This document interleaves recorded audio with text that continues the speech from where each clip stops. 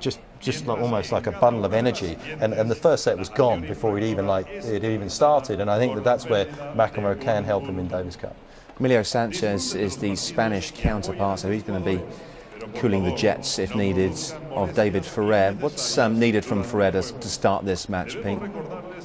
Well, I think Ferrer is the sort of player who as much as he has a counter-punching reputation, he likes to control the rallies from the back of the court. And so if there's a short ball, he will hit it firmly to the corners and try and boss the rally. And that's something that Roddick will allow opponents to do quite often. And so I think as soon as the ball gets onto Roddick's backhand, Ferrer will be looking to maintain control of the rally, and that's something the American does not want to allow to happen. He needs to serve big, use his forehand a bit more, and try and keep the points a little shorter. As we touched on earlier, Roddick's sort of player that loves these sort of occasions. Just have a picture of the stadium there, and it seems a lot of people have taken some time out after that first match, so at some point they're going to be filing the way back in. Is it difficult to keep your concentration? Do you reckon it's siesta time over there? Looks like the stadium's got sort of numbers of people that were watching you when you were playing bench. Not that many. No, I mean, listen, it was a long match. I mean, Rafa's match is 3. I mean, it's pretty hot out there. I mean, I think even they need to go out and get a few beverages and get themselves back up for this one, but they'll be back. Do the players notice that sort of thing, though? I think it's been a feature of Davis Cup all through. I don't know about Pete. I mean, obviously, Pete had people flocking there whenever he played, but I think there's always a bit of a down period at the start of the second rubber. Always. There's 20 minutes in between matches, and it usually takes 45 for people to get back into their seats. You go to the bar or whatever. You need a break, as you said. I mean, I remember watching McEnroe play that 6-hour, 22-minute match against Wielander, and I mean, it was like death. You just how on earth. I was a professional tennis player, used to playing and watching matches, and I was exhausted. So how do these people who watch tennis, once or twice a year? I mean, after 2 hours, they must be just, ready to pass out. I mean, so to spend an entire day at 2 singles matches in a Davis Cup tie, that's hard work. Yeah, I wasn't having a go at them. I'd like to go and get a drink as well if I was in the same venue. I think it's a gorgeous venue. As we've been saying all along our live coverage today, it's a bull ring. In fact, it's the largest bull ring in Spain. It's played host to all the best-known matadors, and the seats up to 22,000 people. Let's have a look at David Ferrer's stats there. Anything stand out for you there, Mark? Well, I mean, the win on grass. I mean, it's a fantastic effort from him. Again, it just shows that how grass has changed.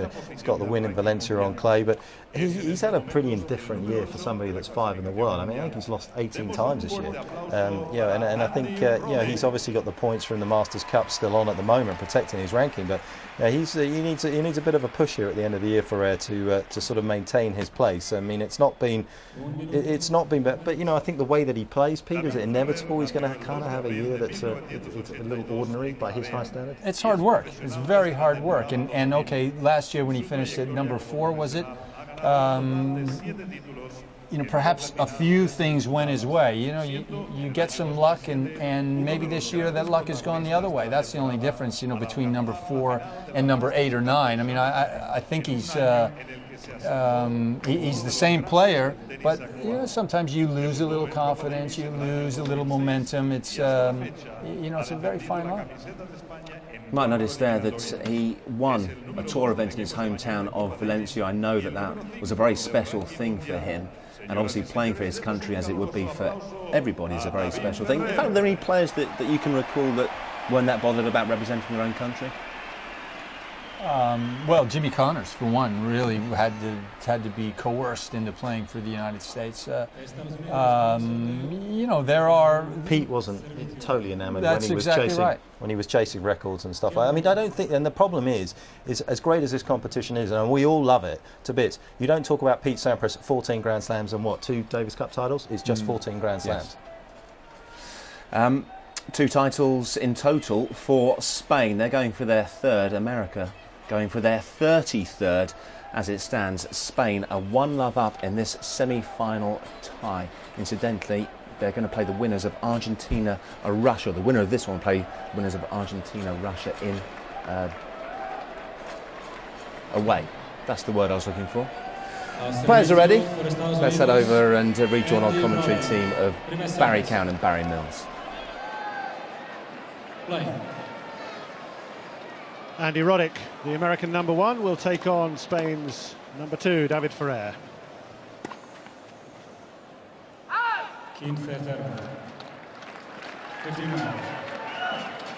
Both 26 years of age, and just 3 places separating them in the world rankings at the moment. Ferrer at #5 and Roddick at #8.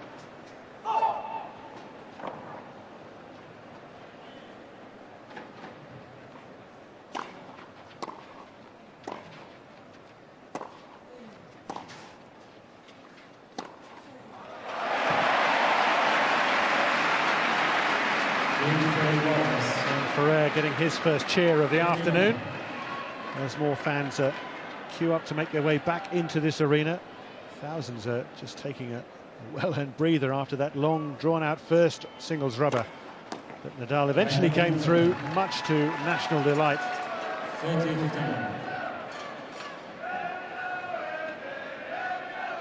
Two men with very similar records this season in terms of matches won. 41 for Ferrer, 37 for Roddick. But he undoubtedly has a far greater advantage in terms of Davis Cup.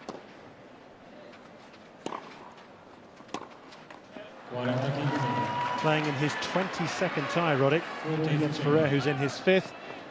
And Roddick has won his last 9 singles rubbers. 29 in all.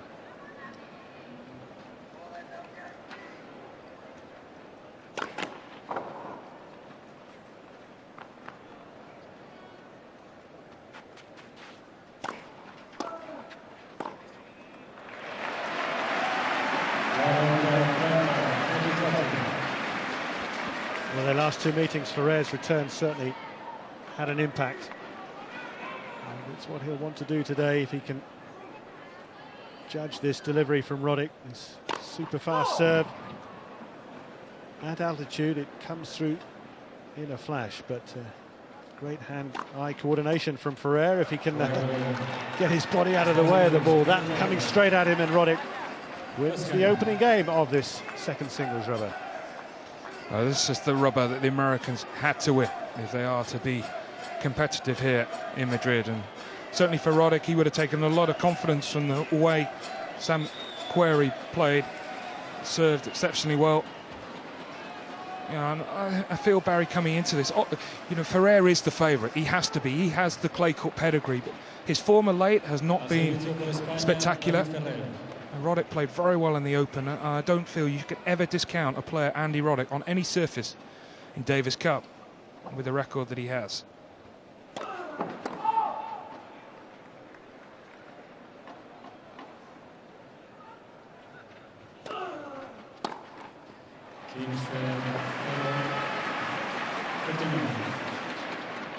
And certainly watching him yesterday practicing, he was hitting his forehand a lot harder, but as we all know, a lot more difficult to do in practice. Sorry, a lot more difficult to do in matches than it is in the practice the day before.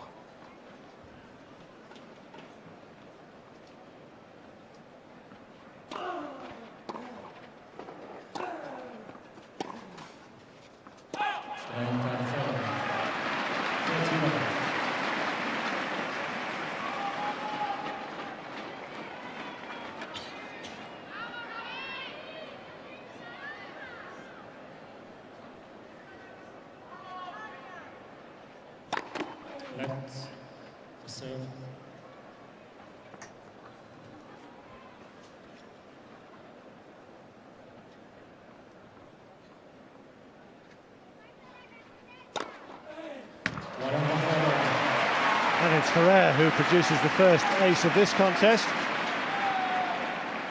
6 between them. They go back to 2005, the Paris Open, when Roddick won from a set down. Final set tiebreak in the end in the Americans' favour on that occasion. I'm pretty sure that Ferrer had a match point on that match. And it was was a real surprise when you think indoors on sort of a medium to fast court that Ferrer was the more aggressive of the two. And that was certainly the case last year when they played.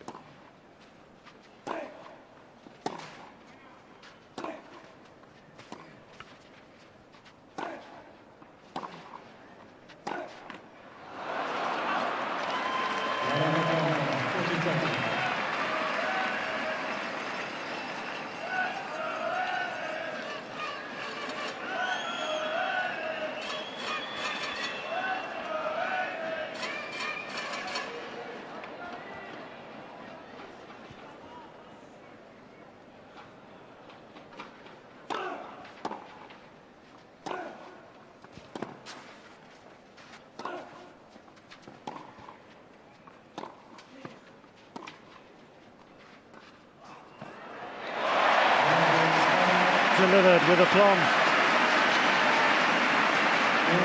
Close to the lines all over the court, and then just over the net, the perfect drop shot.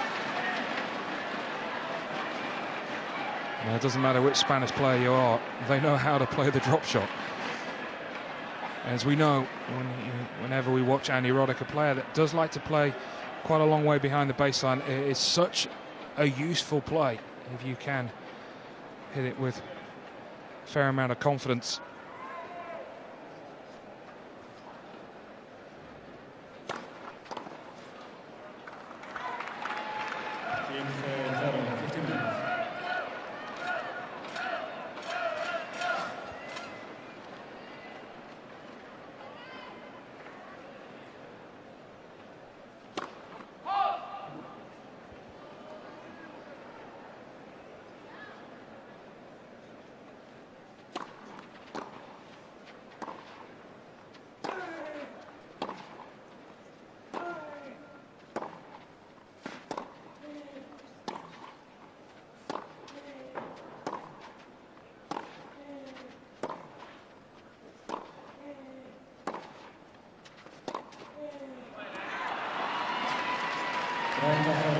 Call out from Patrick McEnroe, the American captain. Well played, Andy. And that point was what he did so well in New York. That backhand down the line. It's a must-have shot in terms of your repertoire to change direction.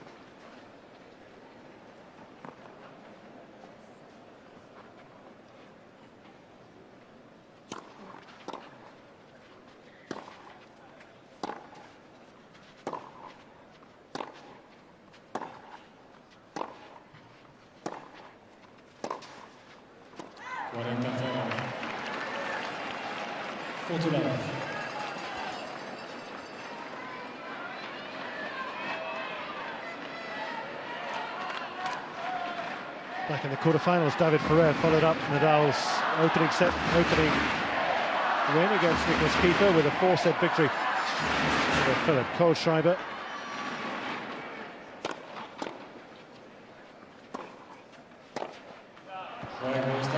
While Roddick won both of his singles matches in the quarterfinals against France in straight sets.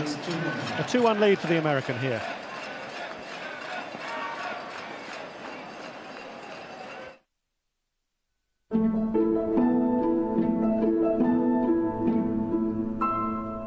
Wouldn't it be nice if good things didn't have to end? With Vantage on your current account from Lloyds TSB, you don't get an introductory rate. You get a rate that won't melt away. Come in and ask about our current accounts with Vantage. Lloyds TSB, for the journey.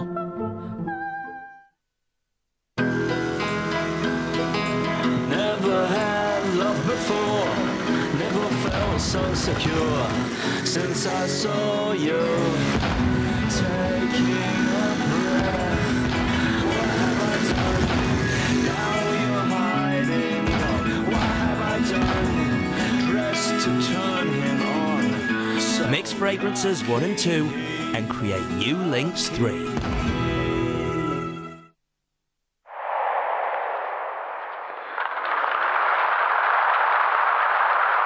Sky Bet. It matters more when there's money on it. David Ferrer serving again for Spain.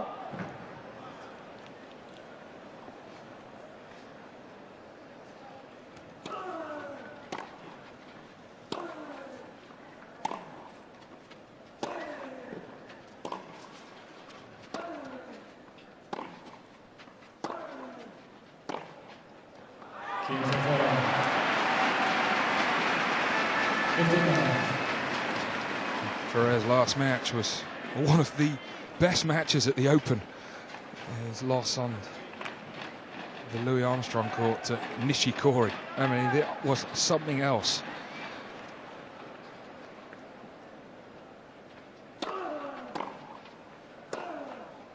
Sort of clones of each other, Barry. They weren't holding back in terms of the power that they were generating. Both small men, relatively speaking in tennis terms, but they coil up on the forehand, don't they?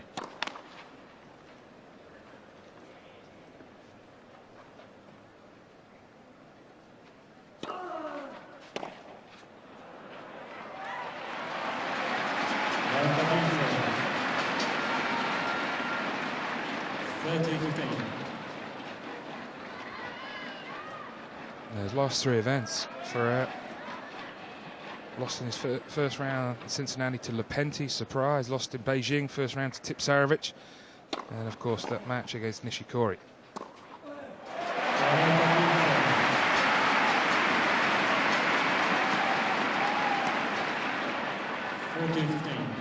In fact, he hasn't really been the same player since he won his first cross-court event in Hertogenbosch.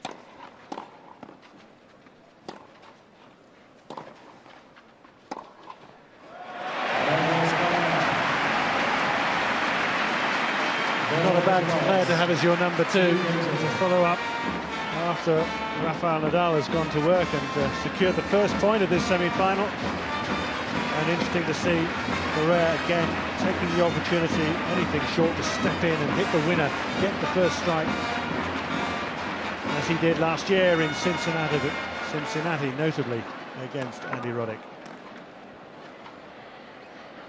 He's the modern Spanish player. Gone are the days of sort of Bruguera and Corretja and Costa, you know, who like to play quite a long way behind the baseline. It's now Ferrer playing inside it.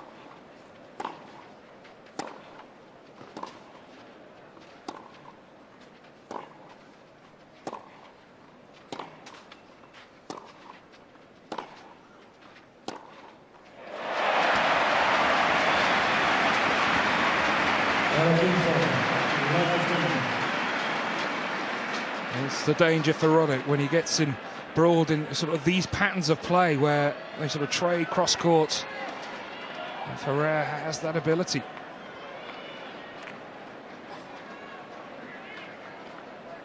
You have to try and change the pace up, change your tactics. Roddick needs to serve and volley at times.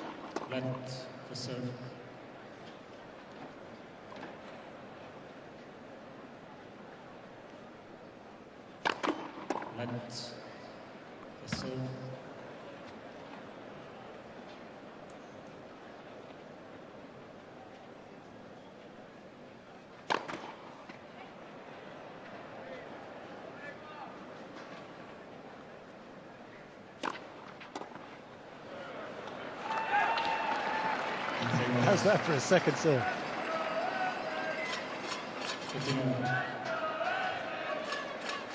There was supposed to be a speed gun on these serves. It did flicker into life on one query serve in that opening match, but for the most part it's been unable to register the speed of these serves, and there'll be none quicker here today than those from Andy Roddick. And that's the difference between Ferrer and Nadal. Ferrer has that ability to take the return early. And we saw Nadal struggling to return the big first serve of Query. There, Ferrer taking the attack to the American number 1.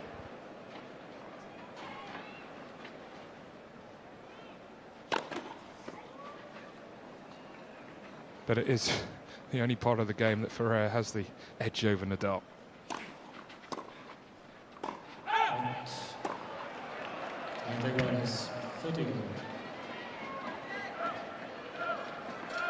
Of course, I had to clarify that because before people felt that I was thinking that Ferrer was a better clay court player than Nadal.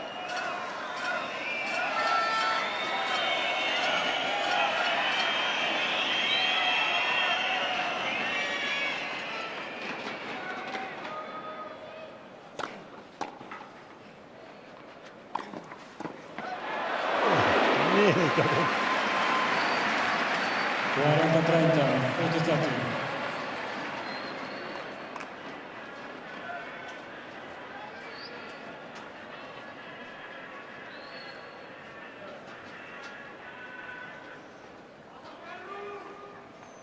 It's the same old Ferrer though, isn't it? Head down, just pacing around, always wanting to get on with the next point. Roddick makes no mistake with that serve. And the first 5 games on serve, he leads 3-2.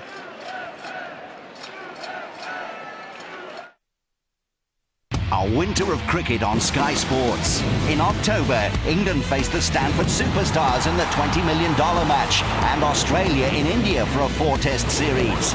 In November, England on tour in India, and Australia faced New Zealand.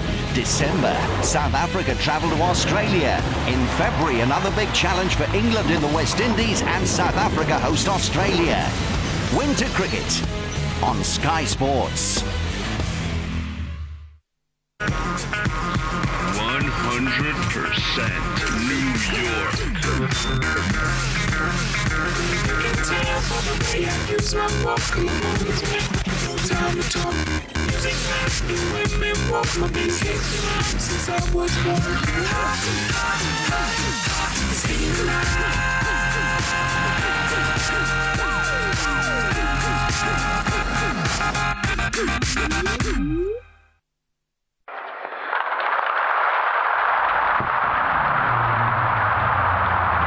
Sky Bet. It matters more when there's money on it.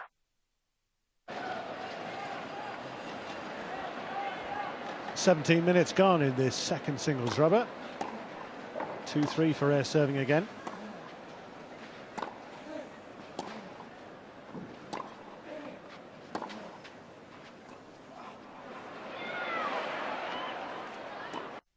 And although Roddick chased that one down, Ferrer had the shot to beat him. We'll see him use it again, that boy. Yeah, and he likes to target as well, the Spaniard, so this type of play is not uncomfortable for him. Head down, picking his spot, there you go.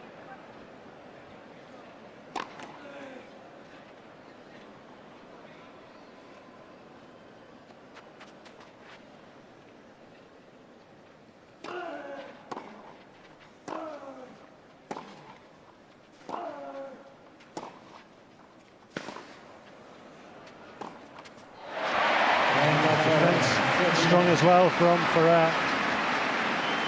Well, when he started out on his successful journey to being a top 5 player, in the early days he was sort of locked in a cupboard by his coach, Javier Pile, so he's probably feeling the pressure to perform here, because he certainly wouldn't want to be locked in the bull ring, would he, after the event? And he's got the right top.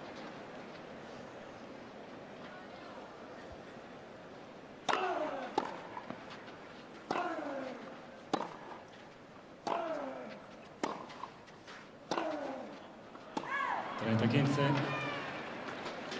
30-15. Certainly being more of the aggressor. 8 winners already from Ferrer, just the 2 from Roddick. But also many more errors from the Spaniard. Going for the lines, going for those big shots.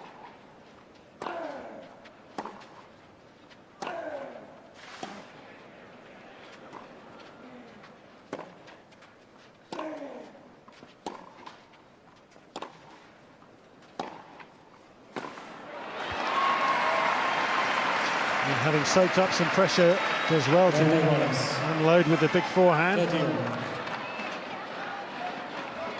A great strike from Roddick. This has got to give him a lot of confidence, the way he was able to hit through Ferrer from beyond the baseline with just sheer power.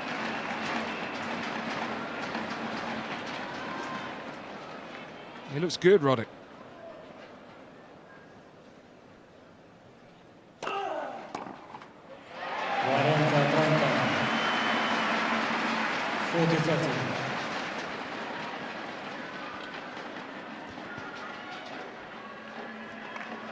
Andy Roddick has won his last 3 Davis Cup clay court matches. Beat Jürgen Meltzer in the first round this year in Austria, and beat Thomas Berding, of course, last year in the first round, having also beaten Ivo Minar. But it is David Ferrer who puts paid to that game. And the last man to beat Roddick on clay in Davis Cup, Dmitry Tursunov, that epic match that they had in Moscow a couple of years ago in the semi-finals, which the Russian eventually won from 2 sets to love down. Excuse me, 2 sets to love up he was, wasn't he? And then Roddick came back to force the decider, and it went to Tursunov 17-15.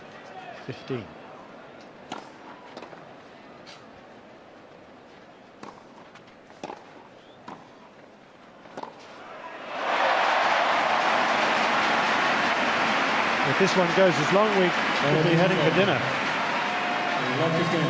But Ferrer, again, seeing the target and hits it. There wasn't a bad volley from Roddick, but if you are going to volley in the open space, you either got to go short or right to the baseline. Unfortunately for Roddick, it just gave Ferrer enough time to track it down.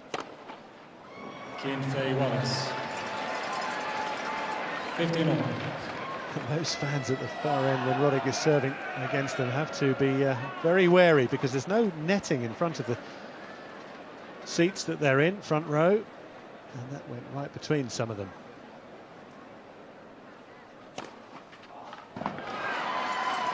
Renta 30-15.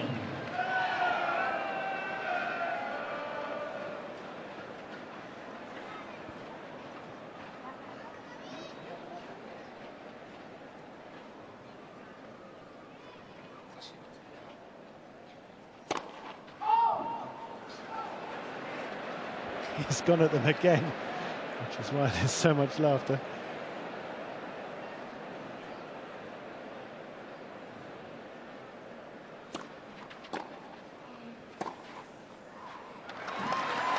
Renta 40-15.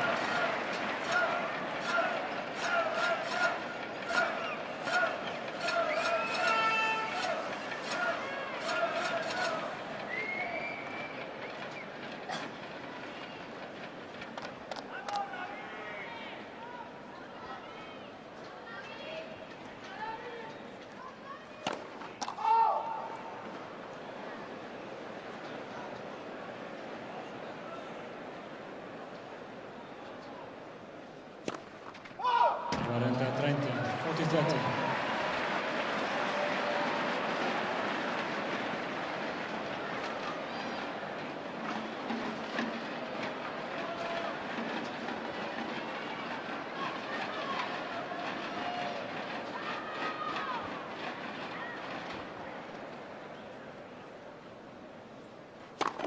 Let for serve.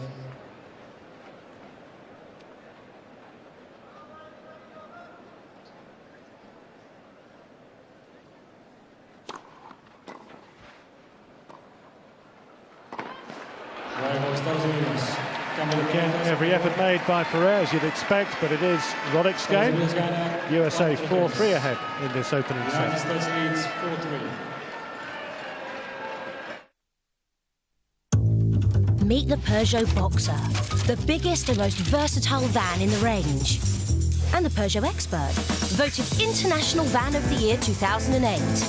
Here's the Peugeot Beppa, the new low-emission van designed for the city.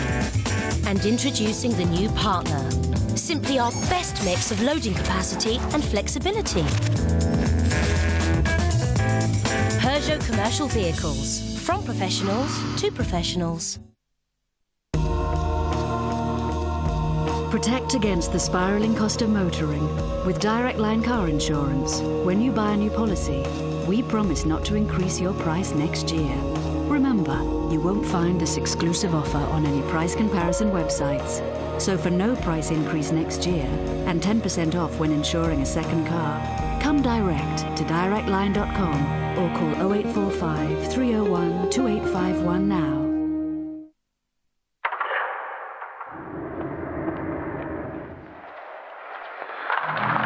Sky Bet. It matters more when there's money on it.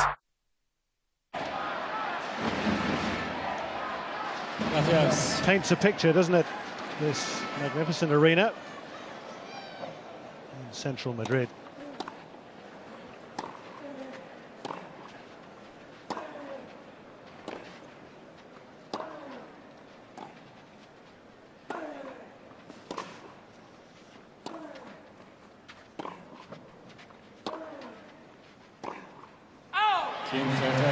The great American writer Ernest Hemingway spent time here years and years ago. Of course, he had a well-known love of bullfighting. I wonder what he would have made, though, of tennis being played in this arena. I think he probably would have liked the macho style of Andy Roddick.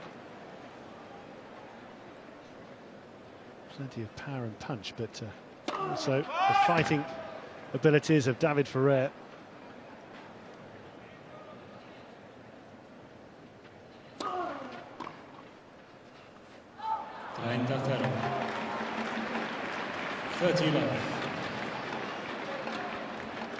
As you expected, the venue, the atmosphere, or more? Oh, it's what I hope for and more. I mean, it is fantastic, I think, the way this has been set up. With the sun shining, well, you've got everything we could ask for.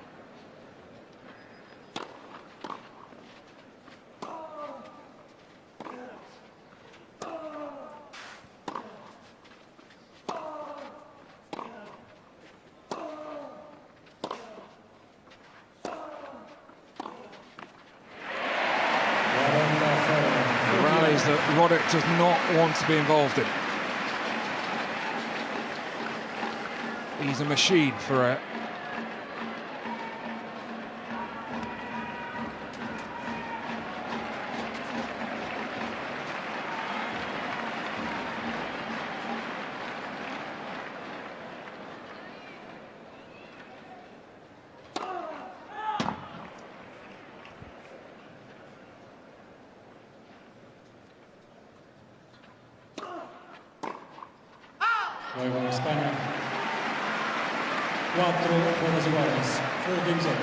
This venue also, with its stone seats and its high walls, it's like the Colosseum. And you bet there was a gladiator on the tennis court, it is David Ferrer. I mean, he always comes across to me like that.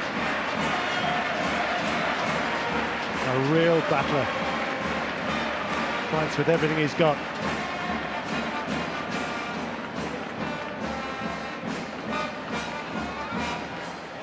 Player you feel is getting the best out of his talents, as is Andy Roddick.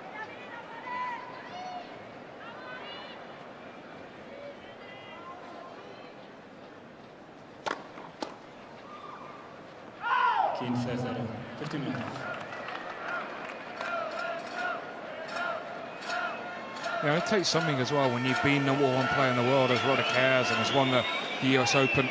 You know, just sort of come off after having lost to Djokovic and say, you know, I played well in the event. There's nothing more I could have done.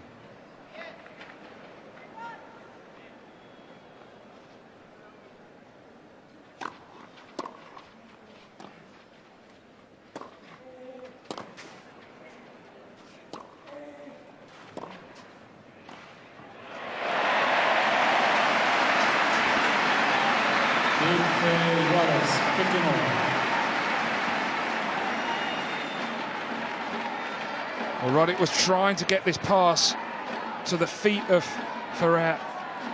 Just too easy, really, for the Spaniard.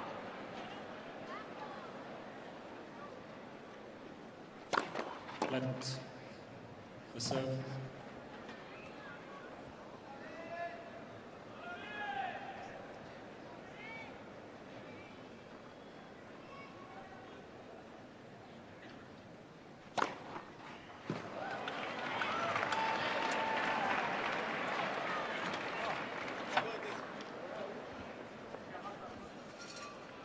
Carlos Ramos out of his chair to check this one. Yeah, we're not as high up as we were at New York. But it did look in, that serve, I must admit.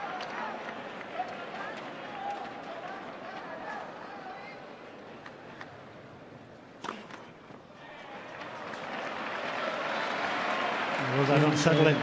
15-30.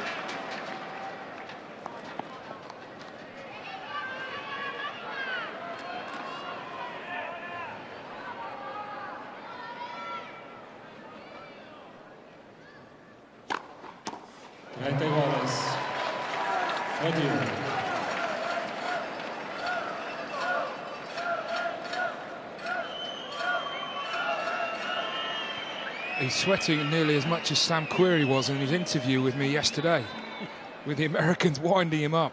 That was funny.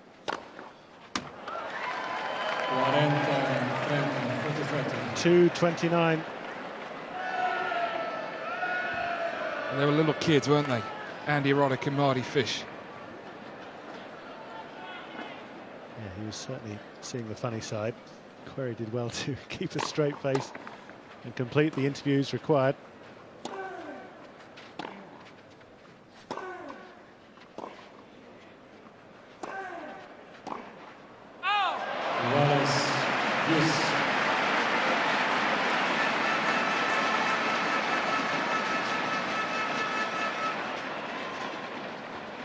Hitting it high up to the Roddick backhand, getting the short ball, and then continuing to aim his attack to that wing.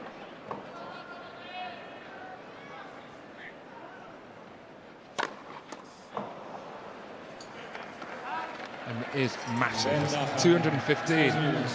So not his fastest, but heavy.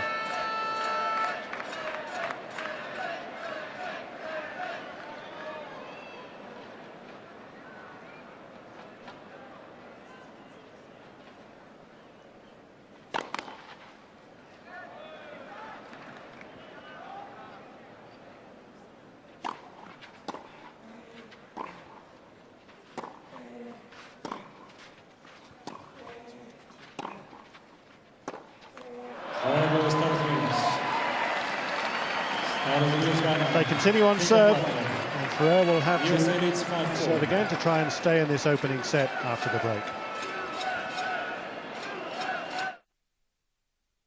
How do you think it's going? Piece of cake. Play online and we'll email you if you win. Lotto, who's next? Every room is a blank canvas.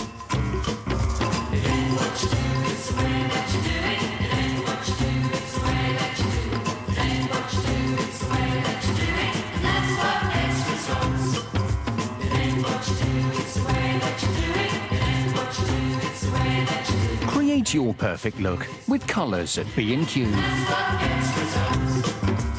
And there's now 15% off the whole range.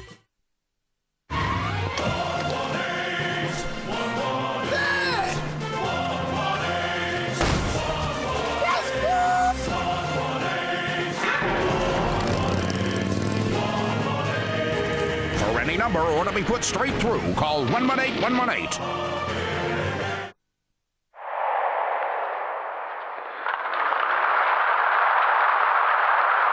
Sky Bet. It matters more when there's money on it.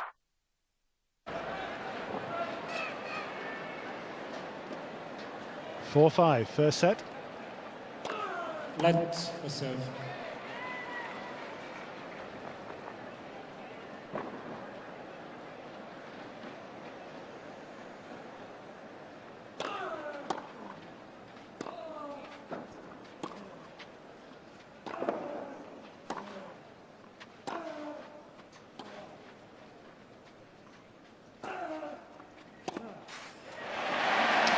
Heavyweight hitting from the smaller guy. He does pack a punch. He does work the angles with it as well. Yeah, exactly right, Barry. You know, it's not the sort of the brute force of a Sam Querrey, but it's sort of 3-4 shots to win the point.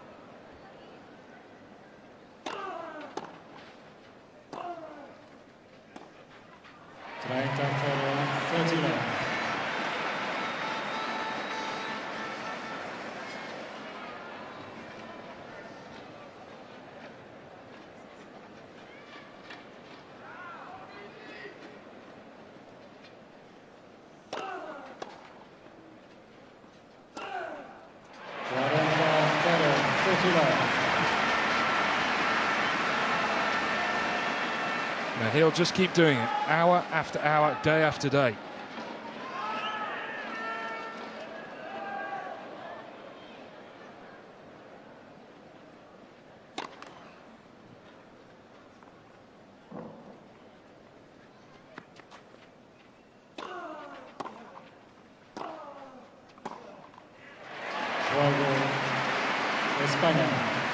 As quickly as that, he levels again. He has dropped only 5 points on his serve so far in the match. 12 out of 17 points won on the first serve, 8 out of 8 on the second. Roddick 13 out of 16 on his first serve and 8 out of 14 on his second. And still neither man with a break point in the first 36 minutes.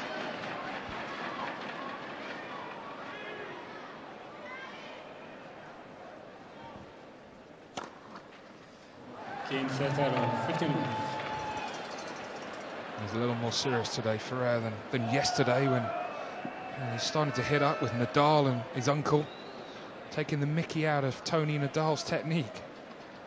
A little bit old school. Fred Perry-like.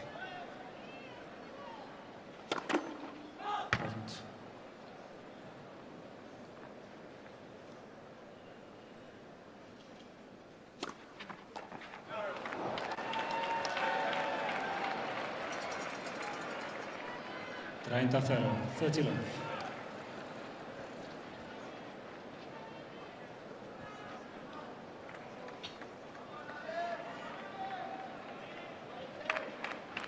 Even if he was on a step ladder, he wouldn't have been able to get that back. And that second serve is the best second serve in the game. 40 Ferro, 40 love.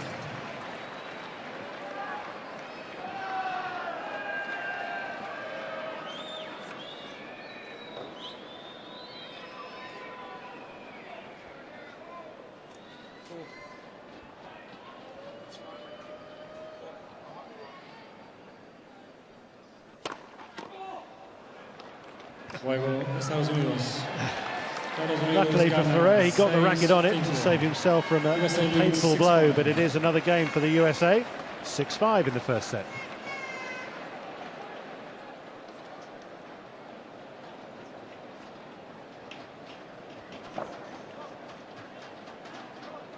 .236 kilometers per hour that last serve, and quick workout, it's about 147. And thankfully, Ferrer took in a better way than Santoro did at the US Open when Roddick went straight at the Frenchman.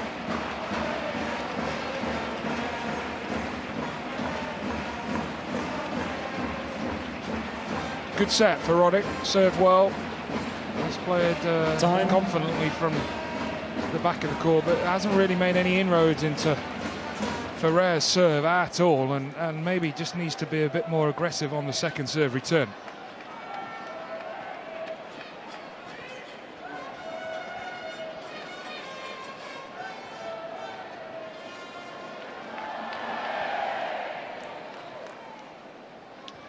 Ferrer serving again to extend this opening set. Ferro 15, love 15.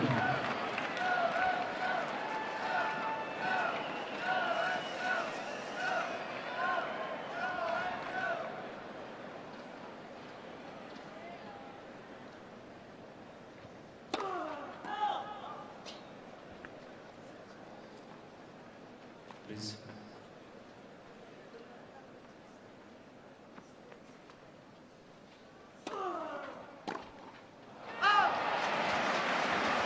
It's called having a go and missing wildly.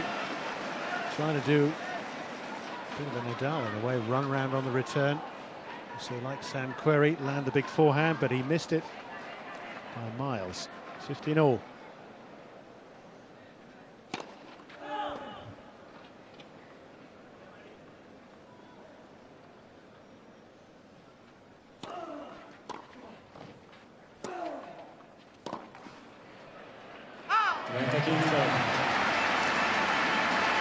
Now, Roddick shouldn't really be on the defence after the second serve from Ferrer. The majority of the time, he's going to go down the middle. He's got to cover that. It's an area that he can definitely work on in this match.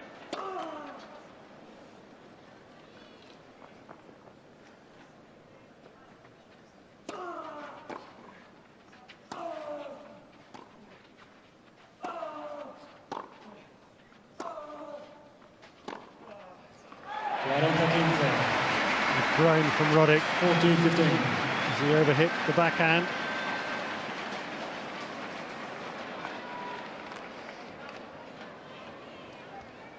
Captain Patrick McEnroe.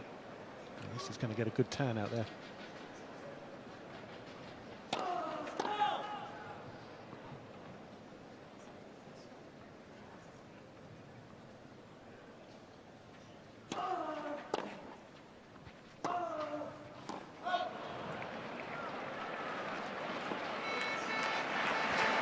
It was called out, but Roddick says it was good.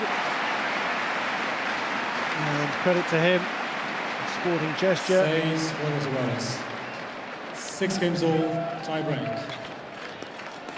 So no break points for either man to this juncture, and it will take the tie break to settle this opening set. And perhaps give us some indication where this match is heading.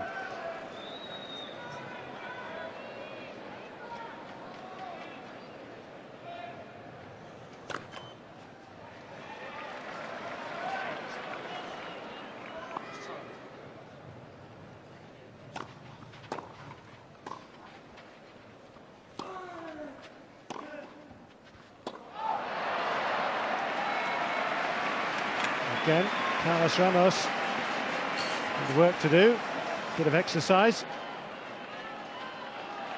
And out it goes, and Ferrer immediately with an advantage in the tie-break. 1-0, Spain.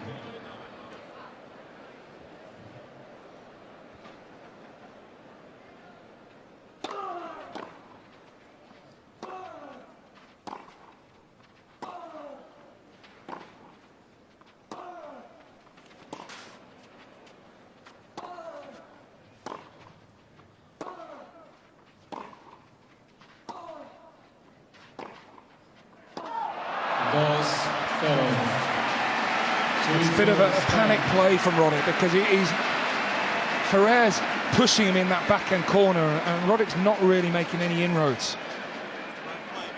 To me, Ferrer is the more consistent. He is generally on the tour and he does more off the ground on this surface particularly than Roddick is able to do. Well, that's why Roddick can't afford to get involved in those rallies. You know, he has to be a little smarter out there.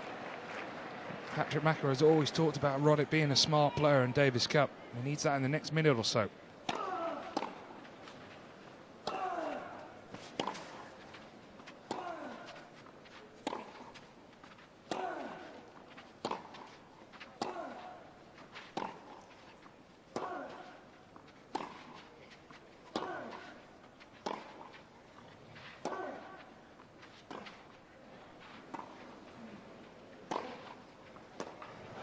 Nice play. Very good slice. Vicious cut into the ground with the ball and then driving it back. Ferrer a bit out of position. Yeah, great point. It's all about with Roddick trying to get that forehand into play, and with that slice backhand, forced Ferrer to slice back, and was very quick to realise that he had a chance to unleash with the big shot.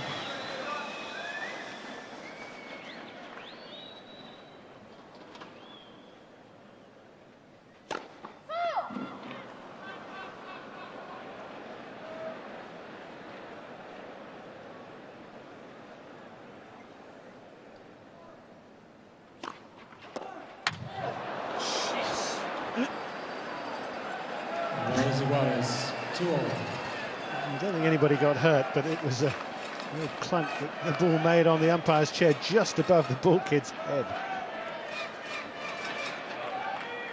I'll sign that kid up in terms of reflexes.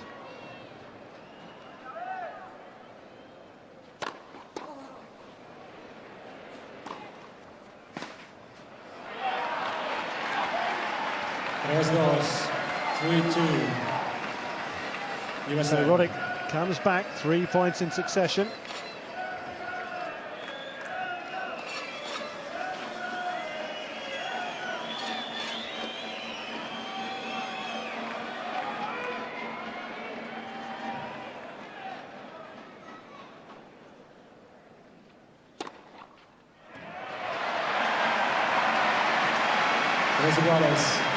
A quick look back by Roddick to the line, but he knows that was very good from Ferrer, and they'll swap ends at 3 points apiece.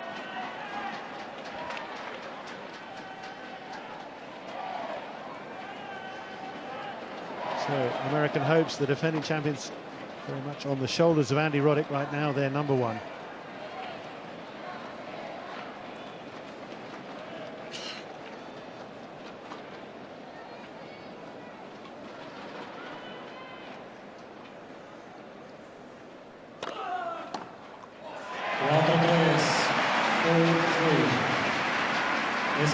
Get your first serve in, and in these conditions, and it's very tough to be competitive.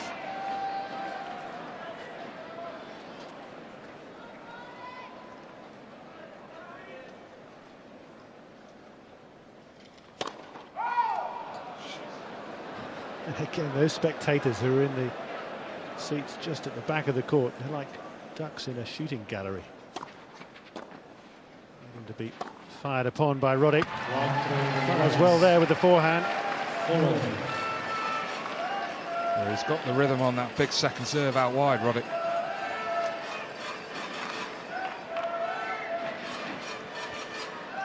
That first one he missed was 236 kilometers out wide.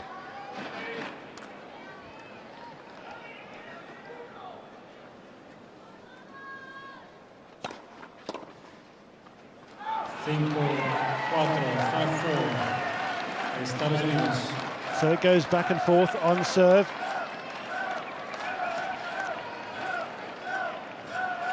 The American again with the slight edge.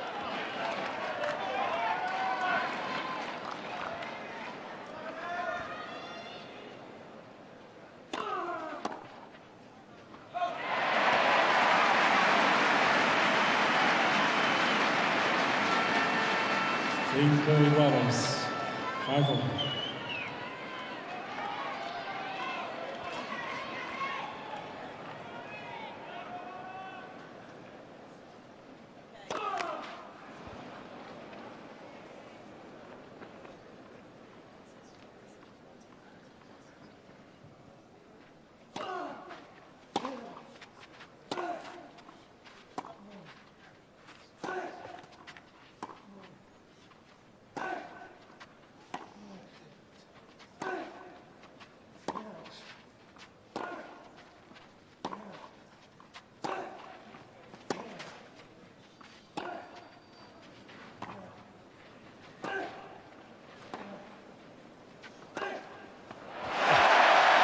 Awesome from David Ferrer. Saves 6-5.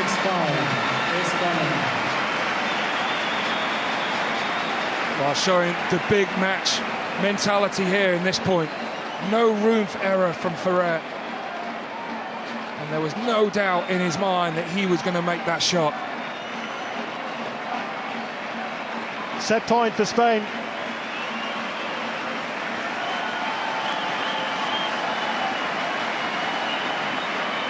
Gracias. Silencio. Silencio. Por favor. Gracias.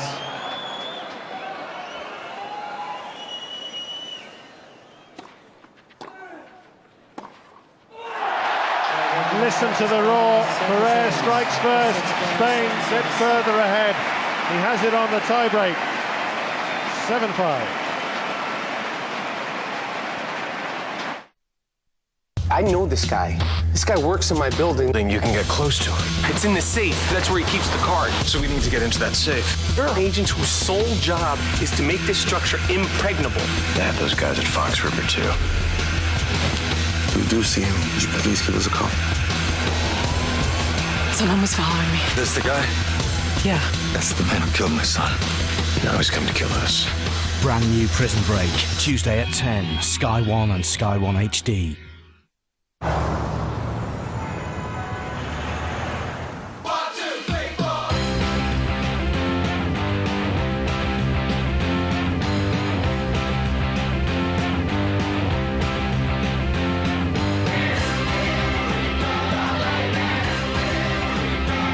Introducing the all-new 7-seat Dodge Journey. If you can dream it, do it.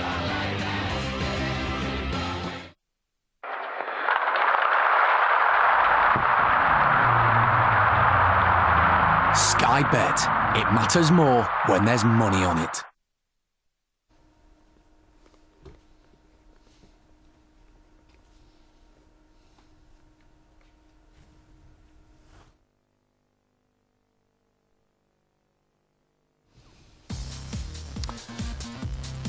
Watching the Davis Cup semi-final between Spain and the United States. Plenty more to come this weekend. Tomorrow, Saturday, it's the all-important doubles. Feliciano Lopez and Fernando Verdasco scheduled to play against Mike Bryan and Mardy Fish. We're on air at 2 o'clock on Sky Sports Extra.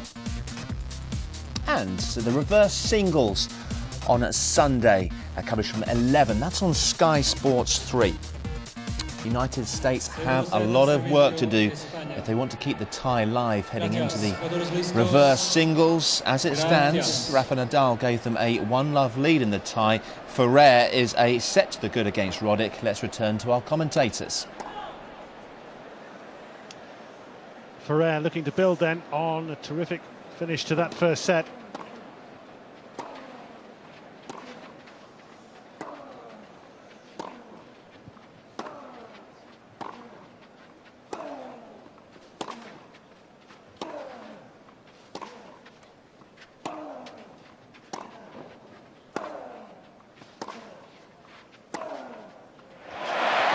Keep doing that ad infinitum, and Roddick, you just feel he must be wearier now, wondering did he have a fatalistic approach to this whole tie once Blake was forced out by exhaustion and Bob Bryant pulled out with injury to play the Spanish on clay away here in Spain, even for the defending champions, is a huge challenge. And with Ferrer performing like this, if he carries this on, this will be done inside the distance.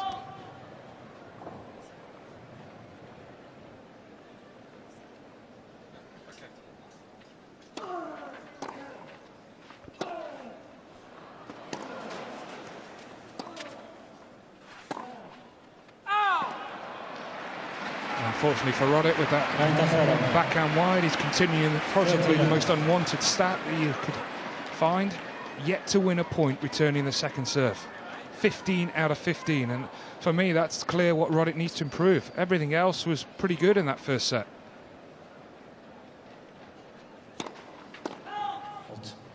He hasn't done enough of stepping inside the baseline, taking the backhand on, maybe coming in, forcing Ferrer to be on the defense.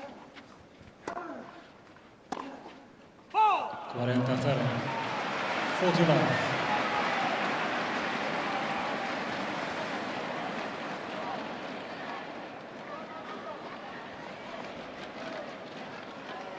We're talking about Ferrer, all he does all day is hit cross courts down the lines.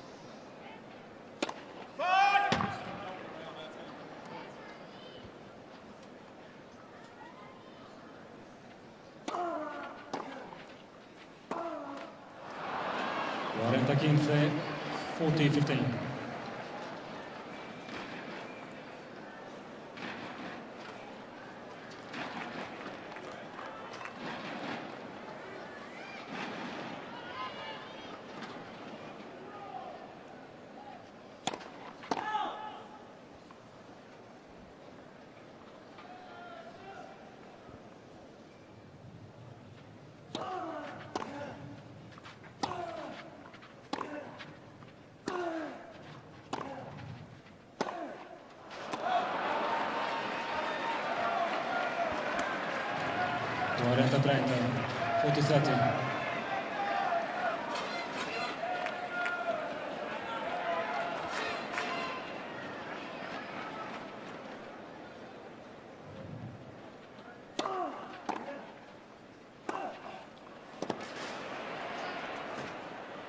Oh, he's missed it.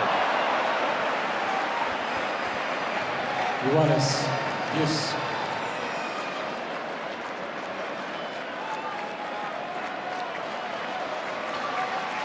Just wondering whether this play from Roddick actually skidded off the line. Maybe it did.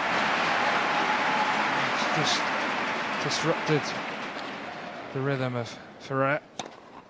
That's his response. Only 197 kilometres per hour, but so well placed.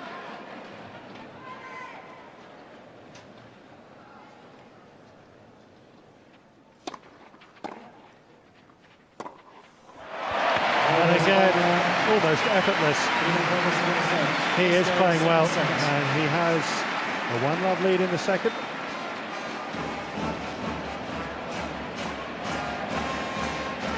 For Emilio Sanchez, well, not much he needs to say, just put him in the right direction and off he goes. Yeah, these Spanish players, they suffocate you, they don't allow you any time. And there, Ferrer taking that ball on very early.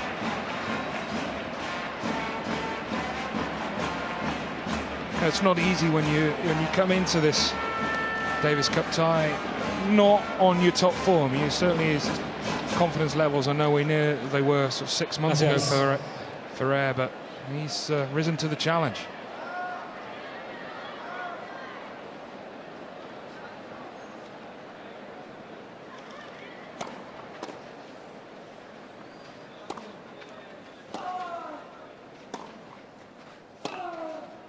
Quince-0.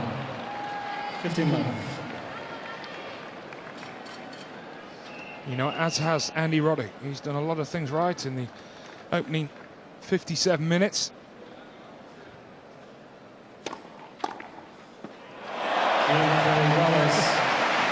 Another huge draw. Oh, getting into carnival mood here. Going into the weekend. Roddick takes offence to that. Clean winner off his first serve. Gracias. This could be as hard as he can hit it right to the body.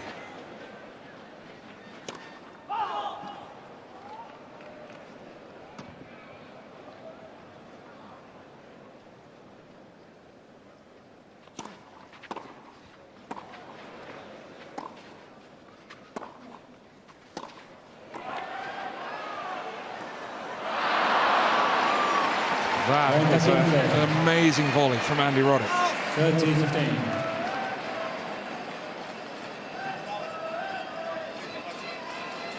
Great athleticism, great racket, head control. And it's a shame we're not going to see it again, but it's certainly worth it. Getting a little irritated there. That ball boy didn't understand what he wanted. Gave him a ball rather than a towel initially.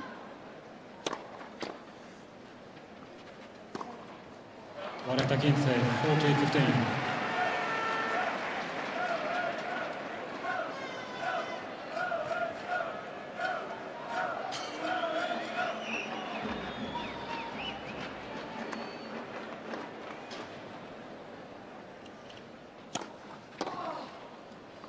Juego Estados Unidos. Un juego iguales. One game on.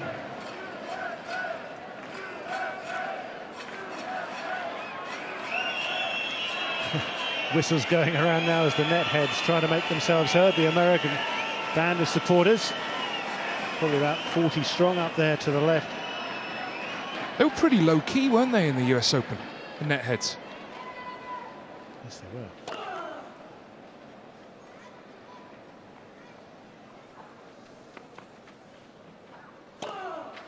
Cero 15. La 15.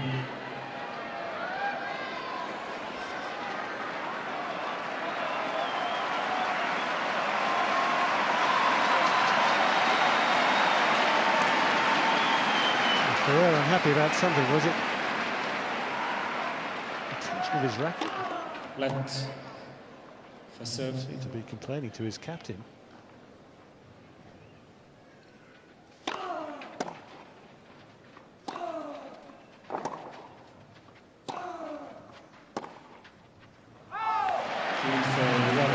Perhaps it was a noise from the crowd that just put him off at the wrong moment. And there's no doubt that Roddick has benefited from the conditions on the serve, but it's clearly affected his backhand. He's not hit his double hand as well as he would normally expect. Usually a very reliable shot. It's 13 unforced errors on that wing.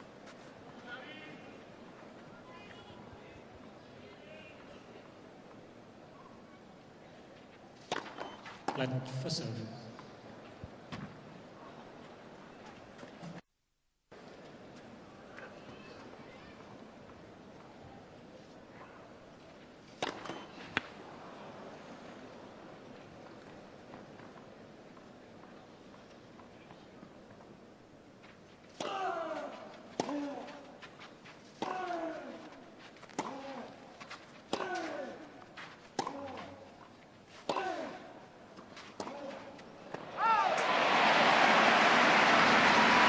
Tried to place it rather than committing right through the ball. 30-15.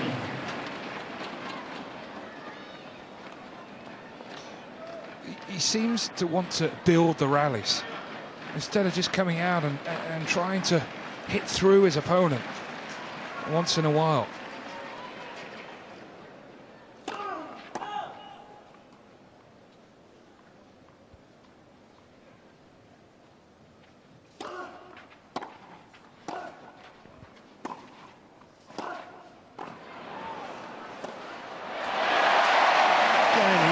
The topspin with angle, and it dips inside the line. Roddick made a difficult volley. It's better play from Roddick. That's sublime play from Ferrer. At times you have to give credit to your opponent, but much more purpose with the return.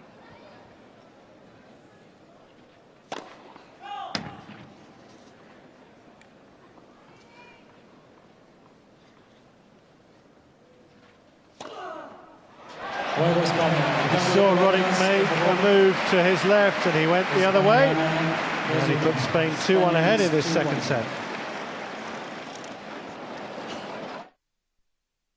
Does your gas bill get you hot under the collar? Yes, it does. Your electricity bill, a bit of a shock? Yes, it is. So if your energy bills, I'll get to you, I'll tell you what to do. Beat energy price rises with uswitch.com. You could save up to £325 on home energy bills. We're free, impartial, and compare all the home energy providers around. For great deals on energy bills, visit uswitch.com.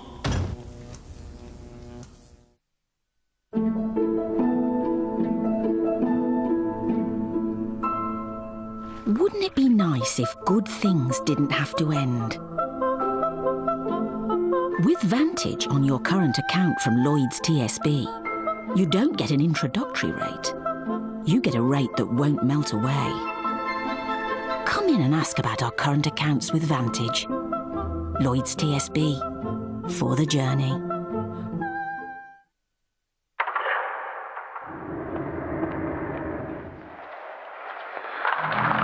Sky Bet. It matters more when there's money on it.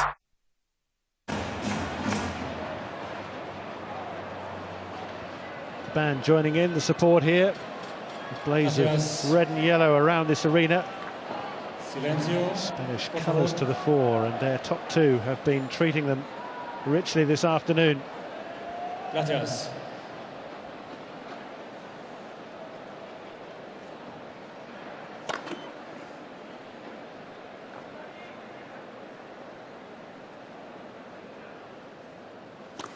Let second serve.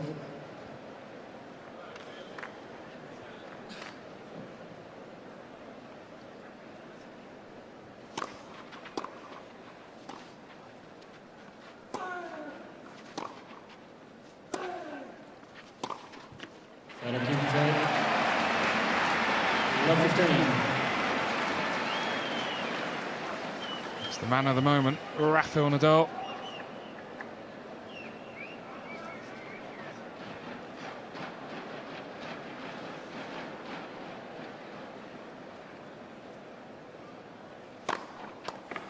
The most powerful person in Spain. apparently.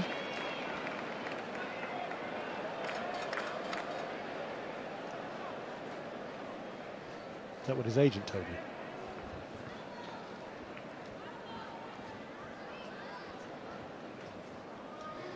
He's certainly treated like royalty. Police escorts wherever he goes since he arrived here. 13-15.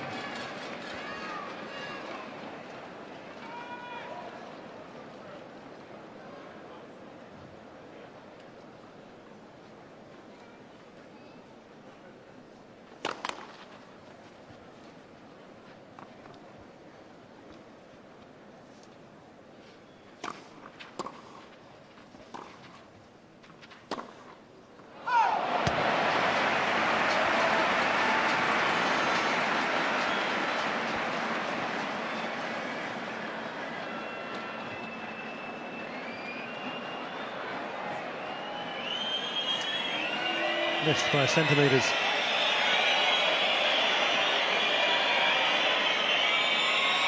Yeah, I'm not sure why they're jeering. It was clearly wide. It's just the frustrations, maybe. Juego. Estados Unidos. Dos juegos iguales. 2 games on.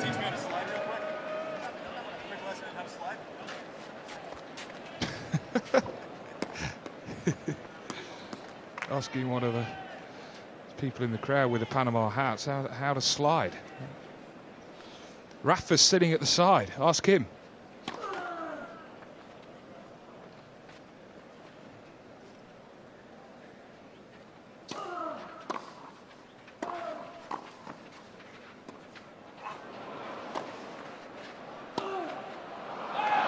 Well played, Roddick. First time he's taken on that second serve, and it was important that he won the point.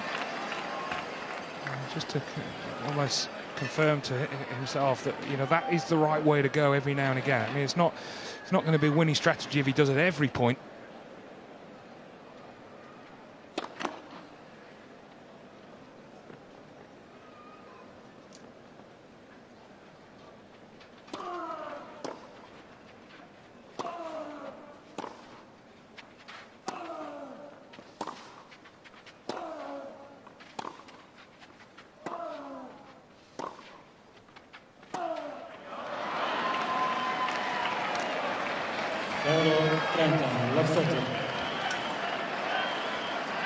So a hint of something more here for Randy Roddick.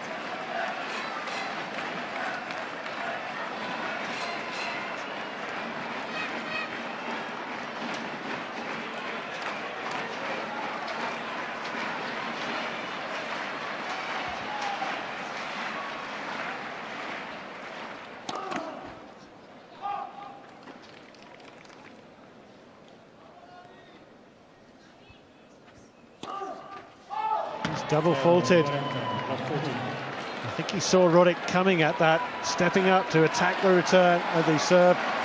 It was hit long, and suddenly we do have the first break points of this match. Doesn't matter who you are, Barry, no player likes their second serve being attacked, and that point the first game has earned Roddick 2 points in many ways.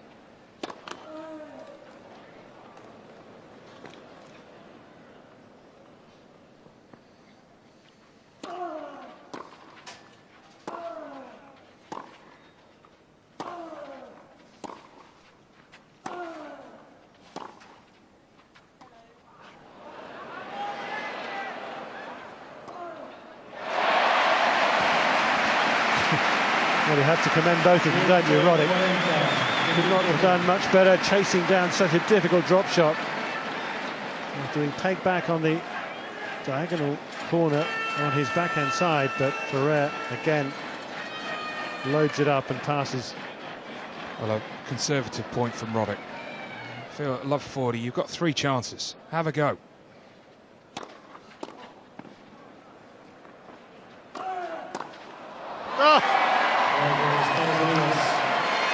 In the right place at the right time. USA 3-2 ahead, the first break.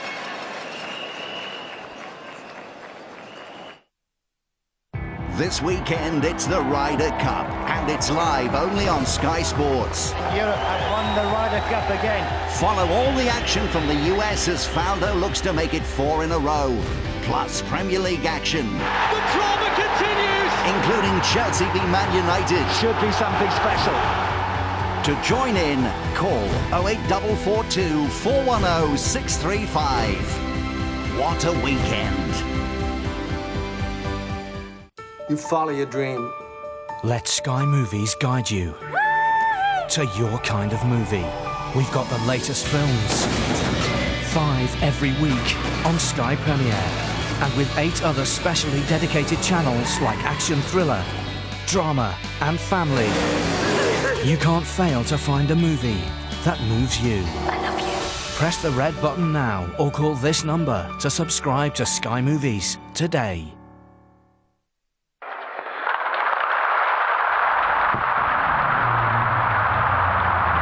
Sky Bet. It matters more when there's money on it. A timely return to the bench for Rafael Nadal. Gracias. Perhaps to try and lift the spirits of David Ferrer, who's fallen behind on serve in this second set. Roddick again at 3-2. Glass right down the middle.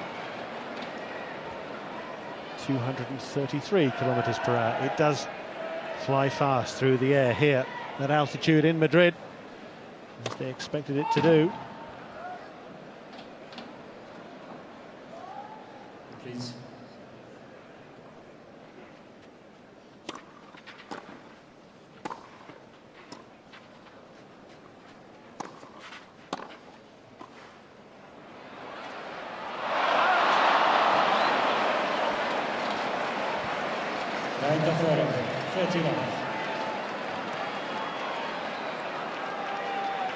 There's no doubt that Ferrer was looking for the cross court. He'd already made his move, had to check, had to turn the other way. And his feet got tangled up.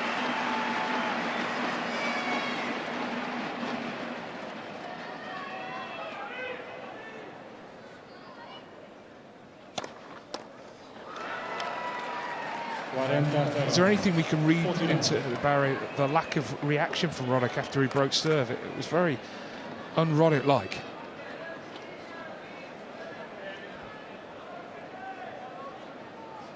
You might have expected more of a celebration, perhaps, but then again, perhaps he's trying to conserve energy because he knows there's still an awful lot to do.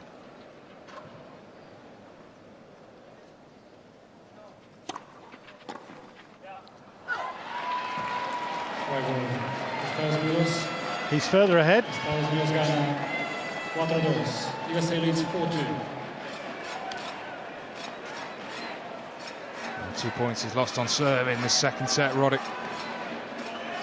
So again, fine numbers from the American.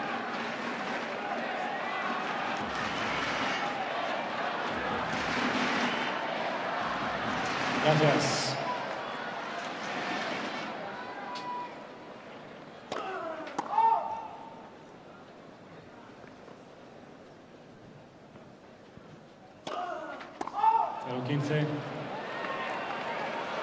Love 15. Off the boil at the moment. They can't find a first serve.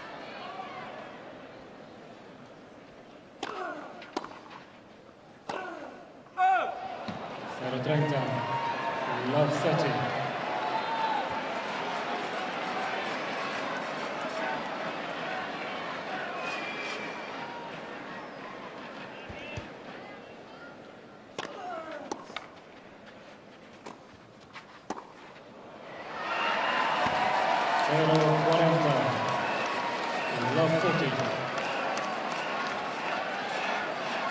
Well, looks like this set has gone to the USA, all but.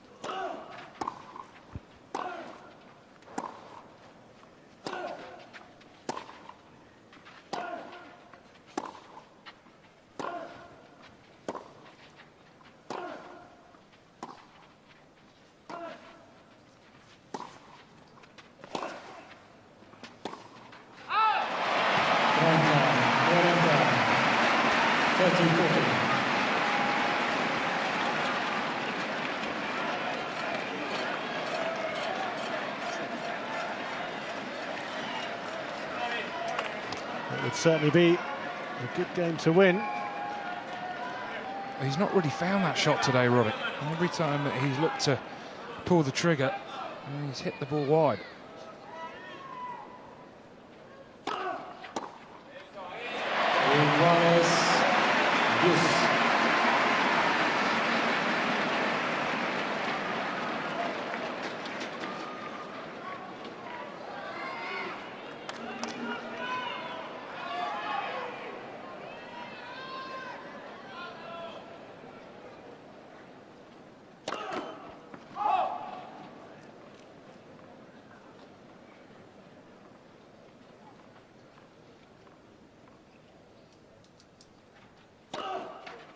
Ventaja de Estados Unidos.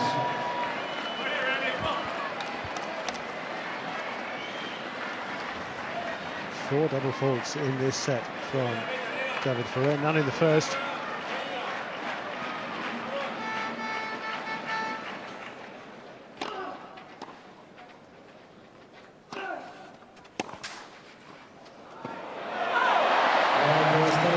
Out it goes, and Ferrer can't find the court consistently like he was.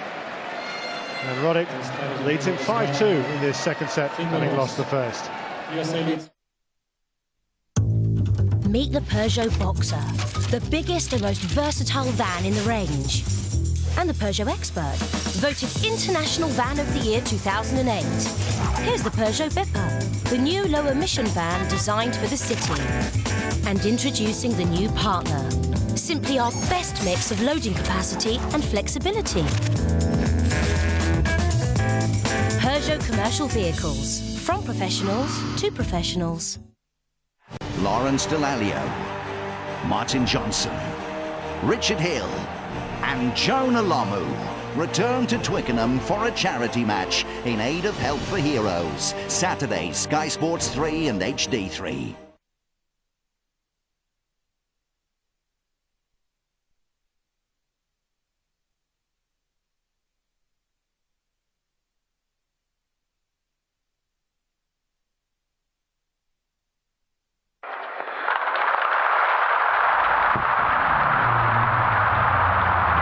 Sky Bet. It matters more when there's money on it.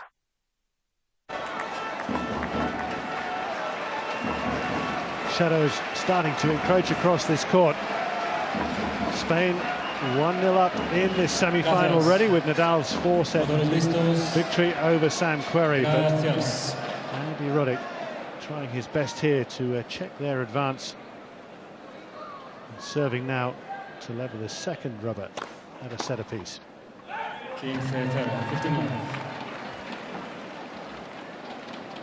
Ferrer changing the racket at the last sit down. Clearly not happy with things at the moment. Be it the tension of the strings or the tension within him, seems to be battling himself a bit. As well as Andy Roddick, not a good thing to be doing.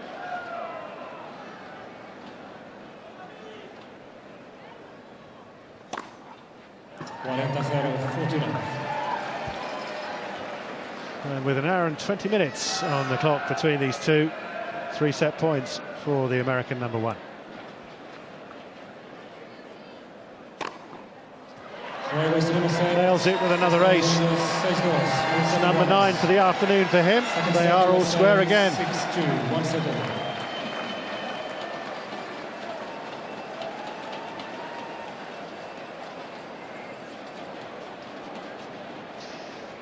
So the American captain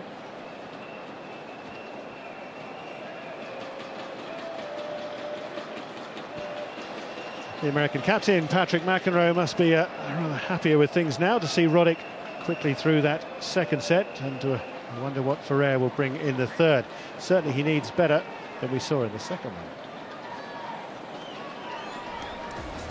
We'll return to Barry and Barry for further commentary. The remainder of this one is just a second reminder that the tie continues tomorrow. It's the doubles rubber featuring, or scheduled to feature, Lopez and Verdasco against Mike Bryan and Mardy Fish. We're on air at 2 o'clock on Sky Sports Extra. And then from 11 o'clock on Sunday over on Sky Sports 3. It is the reverse singles, and it's the same players that are scheduled to take part in that. Nadal against Roddick, and then Ferrer versus Sam Querrey, subject to change, of course, depending on how the next two matches pan out. And as it stands, Roddick is back in this one, looking to level matters for the United States. Nadal gave them a 1-love lead, beating Sam Querrey in 4 sets earlier on. But thanks to a booming serve, Roddick is back in this rubber against David Ferrer. All to play for in this one. Let's head back and rejoin Barry and Barry. Just a last look at the last point of that previous set. Last few points indeed, but it will be Ferrer to start the third. He needs to regroup. Yes.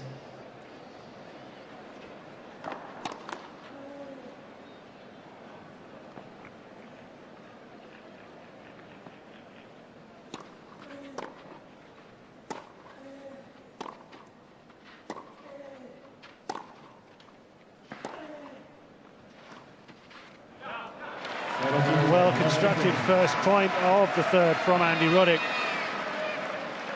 And where Ferrer was so consistent, so accurate, so full of purpose and precision in the opening set, Barry, his level just suddenly went away from him in the second. And there are too many voices, it seems, talking in his head at the moment. His own, that of his coach, that of his captain.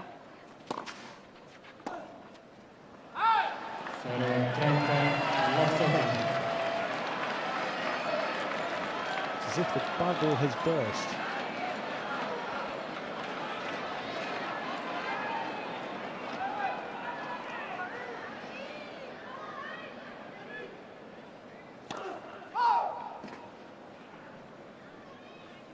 Please.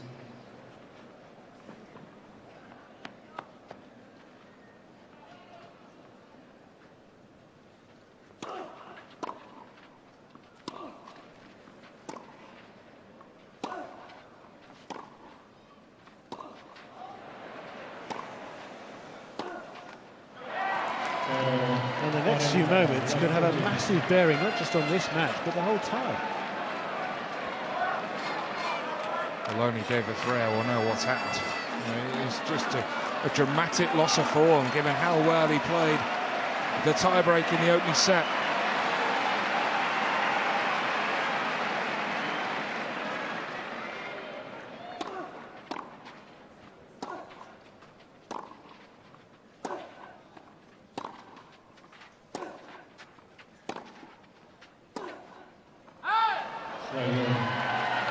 Well, it's a shocking start from the Spanish number 2. What is going on with him right now?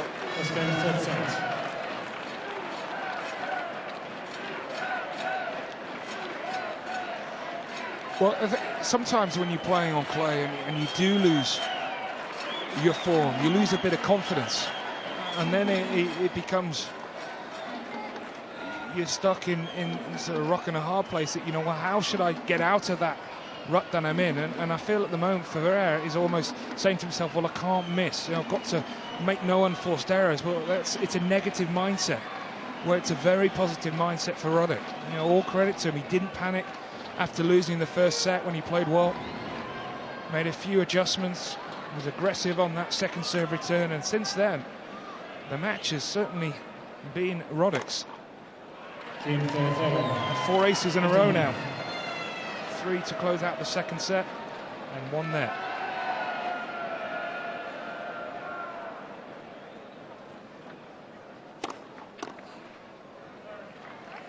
Right to 13 off.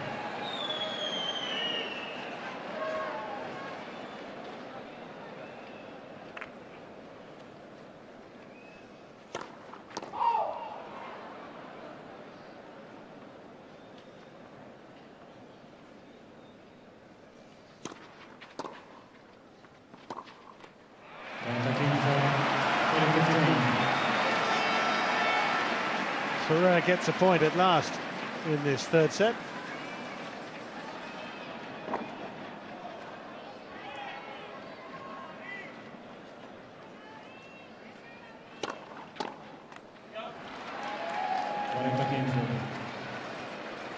15.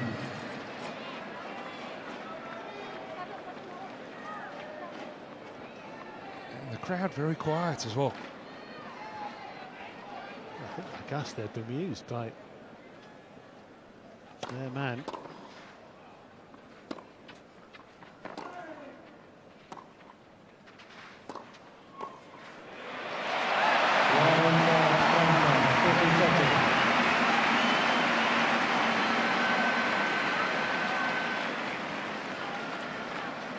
It's always moments like this, if you're someone like Ferrer, is back yourself, that you're a great player. You know, at some stage, you'll find your rhythm again. But what happens to a lot of players is they try even harder and they get... Mentally, they get confused in their mind, so he must sort of stay and believe in himself. It's kind of tough, though, when you're seeing ace after ace go past you.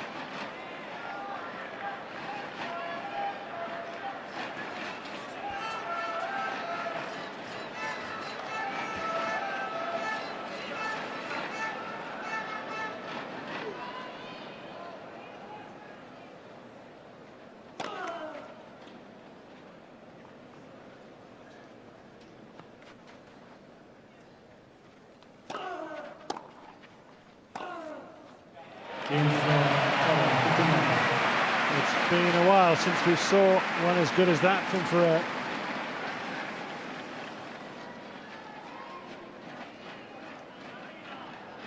Yeah, there weren't good numbers in the second set.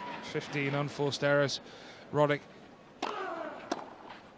only hit 8. 13.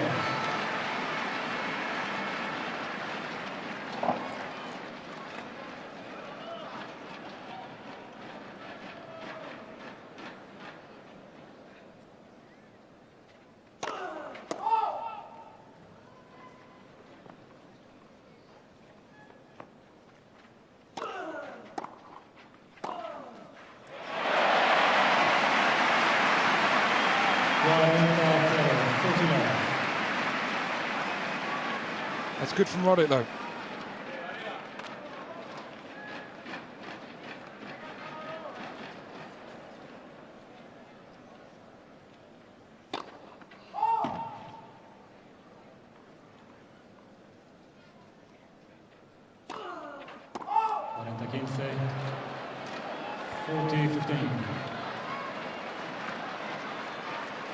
He's not comfortable with the American taking on his second serve.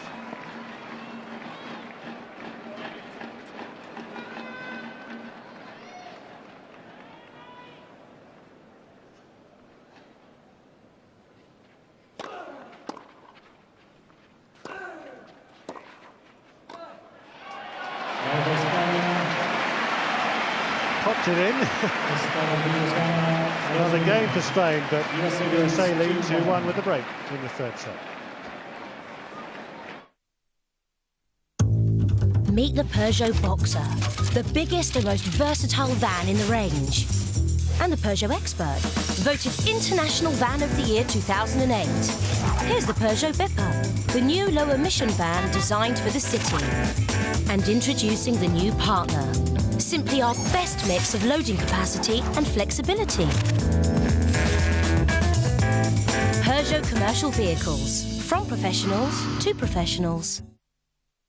It's been said that each evening at dusk, the animals of the jungle gather together to drink from the same water hole.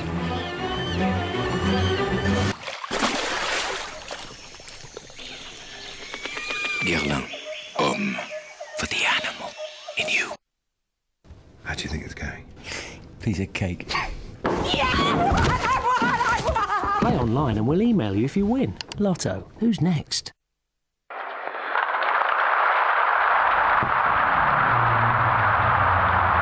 Sky Bet. It matters more when there's money on it.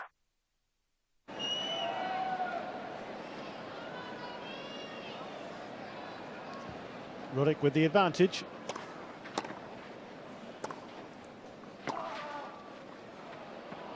To start the fourth game of this third set.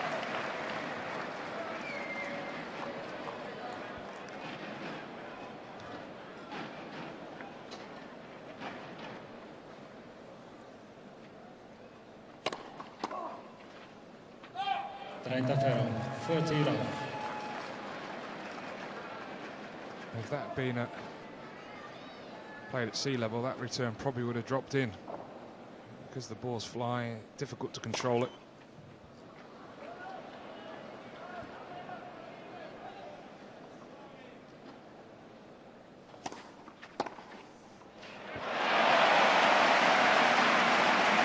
Giving back. 30-15. Attacking the serve. The signs that he's starting to rediscover the form of the first set.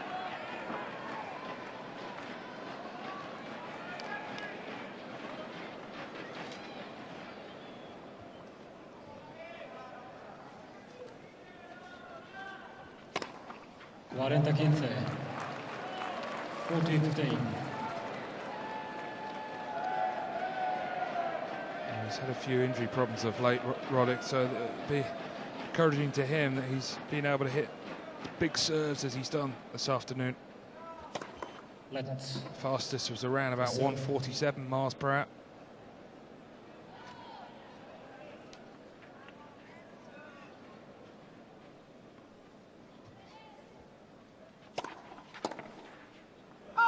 Juego. Estados Unidos a cambio de pelotas, por favor.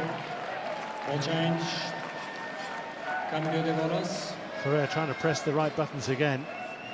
Certainly more switched on than he was 20 minutes ago. USA leads 3-1. As new balls are brought out for the next game. This set could already have been decided in Roddick's favour. Interesting to look at David Ferrer's 5-set record, though. Hugely impressive. That loss to Kei Nishikori at the US Open, only the second time in 10 5-set matches he's played that Ferrer has been beaten. As for Roddick, I think it's won 10 and lost 11.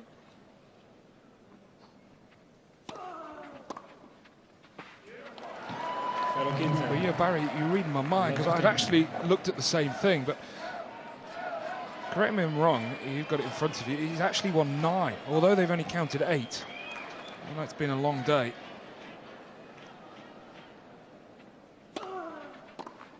You're right. Even more impressive.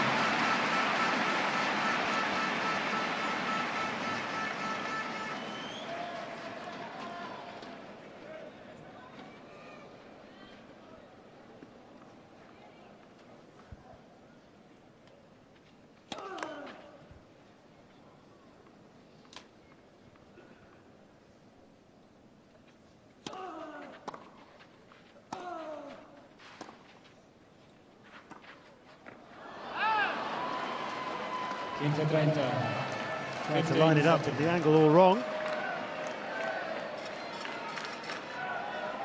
And this will hurt him again. Another break follows for the American. Well, the pressure's on for Ferrer because he's aware of how good Roddick is when he gets up a break. Ability to close it out.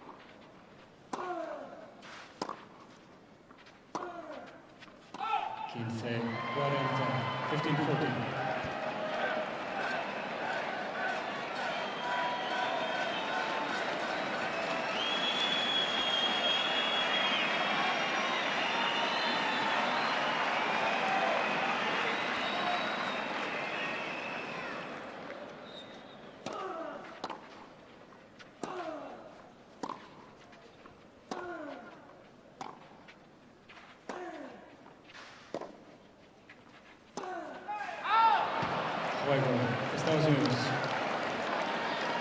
Back to where we were not so long ago. Double break advantage now for Roddick in this third set. This weekend it's the Ryder Cup, and it's live only on Sky Sports. Europe have won the Ryder Cup again. Follow all the action from the US as Faldo looks to make it 4 in a row. Plus Premier League action. The drama continues! Including Chelsea v Man United. Should be something special. To join in, call 08442 410 635. What a weekend. Hey, buying car insurance online is easy. Finding a great deal on your car insurance, that's the trick. At elephant.co.uk, not only could you make big savings, but if the unexpected should happen, whoa! Elephant car insurance includes a courtesy car, a standard, windscreen repair, legal protection, personal injury cover, and you can protect your no-claims bonus. Now that is seriously good car insurance. For great value car insurance, click on elephant.co.uk.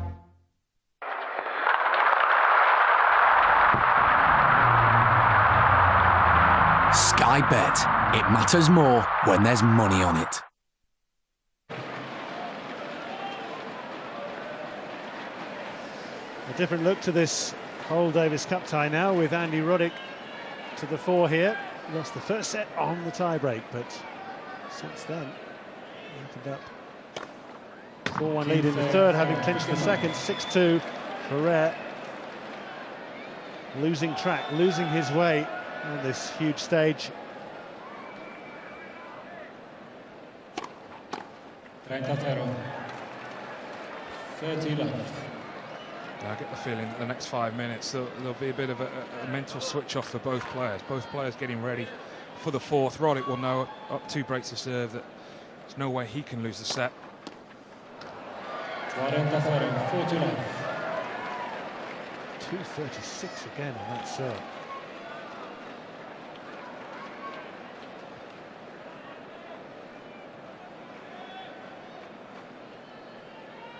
Penny for his thoughts. Emilio Sanchez, worried look now than we saw earlier. It changes the complexion of the tie if Roddick is able to win this match. Doubles is 50-50.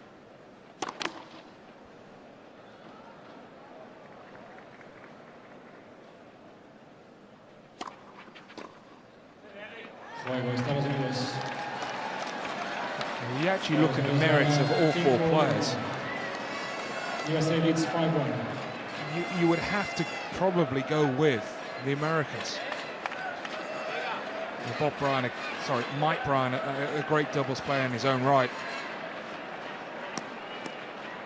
And for Marty Fish, he's got the ability to be a dominant doubles player. Serves well, returns very well, volleys well.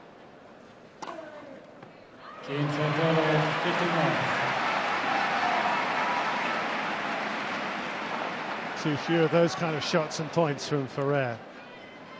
This match has moved on from that. Terrific first set he played. 30 left. I think he just wants to make the effort here to at least hold this, then Roddick to close the set, and then Ferrer will serve first in the fourth. Halt.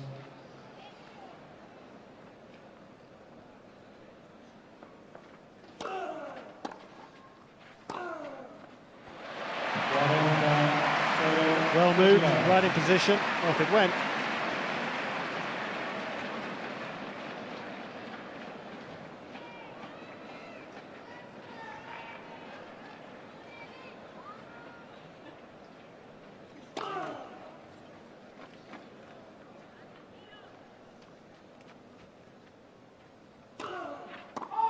Quince.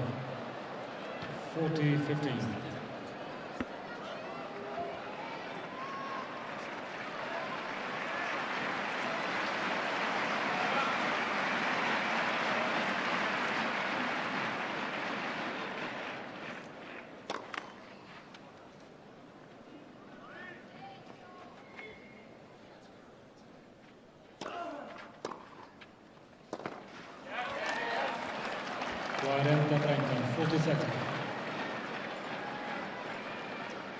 Roddick has other ideas, doesn't he? He wants another break right here.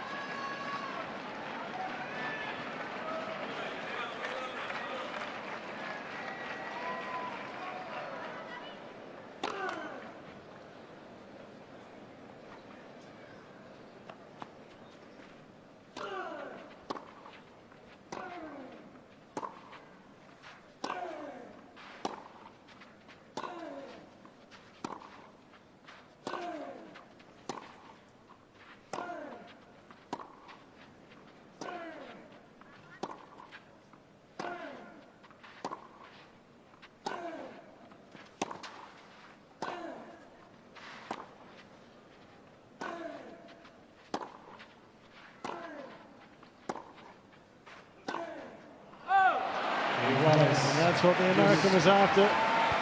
Just biding his time, taking it all, not trying for too much himself. And it is another error from David Ferrer. And Roddick, 2 points from this third set. Well, Roddick was having no joy with those type of rallies in the opening set, but now that it seems that Ferrer has lost confidence, there's no way near the sting on his ground shots as there was at the beginning of the match. It's giving Roddick time.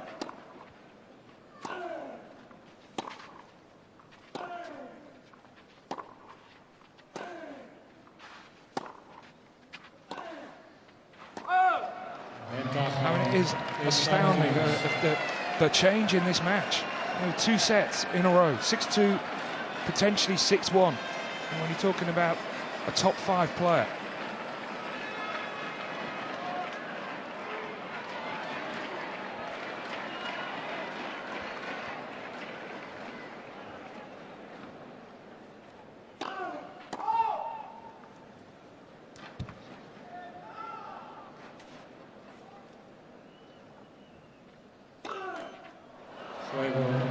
Another gift, another double fault. It ends that third set. Roddick taking USA 2-1 up. Third set, USA 6-1. USA leads by 2 sets to 1. Until you actually get through the door, you don't know what you're going to find. You open the door, please. It's immigration, please. We've got a warrant to be here. You need access to that door and that door. This is the real-life drama behind the headlines. They shouldn't be working. They shouldn't be in the UK. Immigration, can you stop what you're doing, please? Immigration! I'm arresting you on suspicion of working illegally in the UK. This is the inside story of our immigration service. UK Border Force, Tuesday at 9, Sky 1 and Sky 1 HD. This weekend, it's the Ryder Cup, and it's live only on Sky Sports. Europe have won the Ryder Cup again. Follow all the action from the US as Faldo looks to make it 4 in a row. Plus Premier League action. The drama continues! Including Chelsea v Man United. Should be something special. To join in, call 08442 410 635. What a weekend.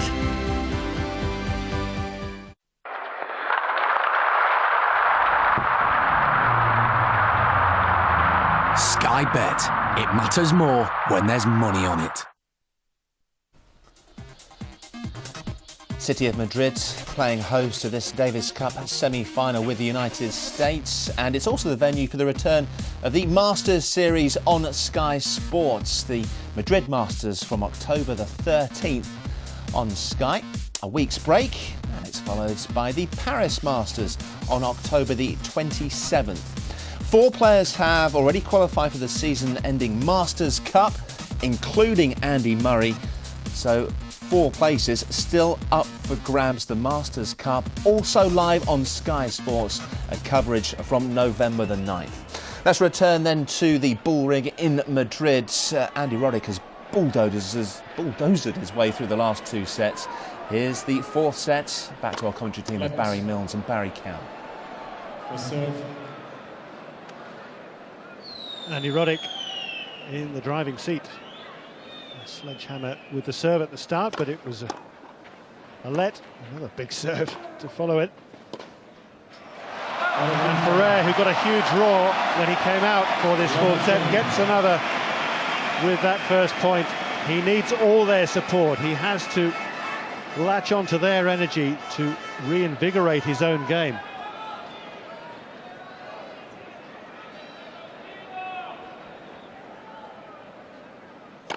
Now, these are extremely difficult moments for Roddick, because the last 2 sets, really, from the back of the court, it's been the unforced errors from Ferrer. So, you know, there's the possibility that Roddick might feel, well, that's all I need to do in this set. But now that Ferrer's down, he might relax a bit.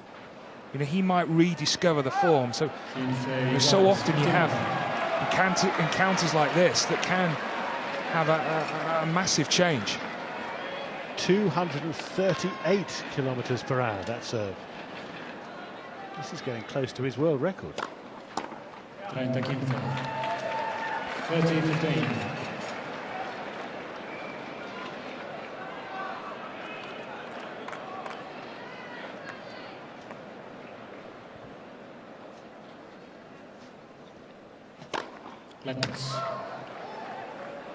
serve.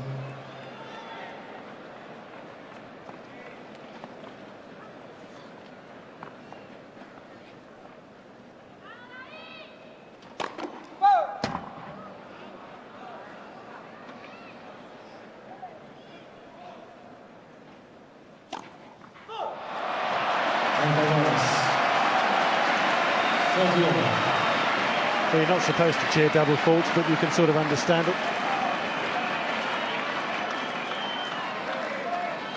I think if my maths is correct, the conversion is that 248 kilometres per hour is his world record at 155 miles per hour. 40, 30, 40, 30. They don't always register, but that was certainly a telling serve.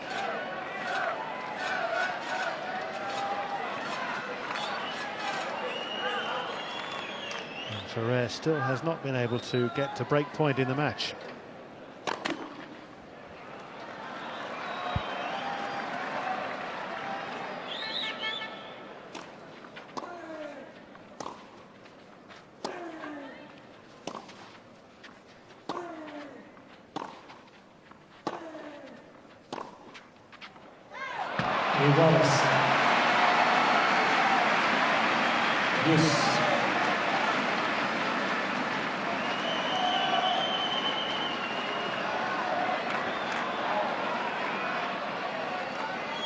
Gracias.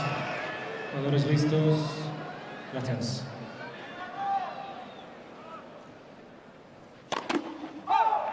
Gracias.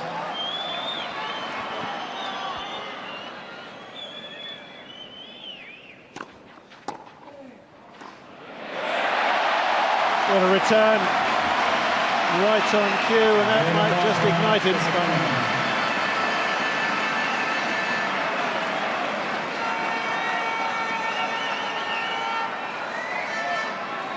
So one of the great returners of the game, can he find another to get the breakthrough here and break Roddick for the first time? The mark just long beyond that service line. He'll get a look at a second serve. Let's second serve. 1-1. They cheer again. Ferrer does get the break at the start of the fourth.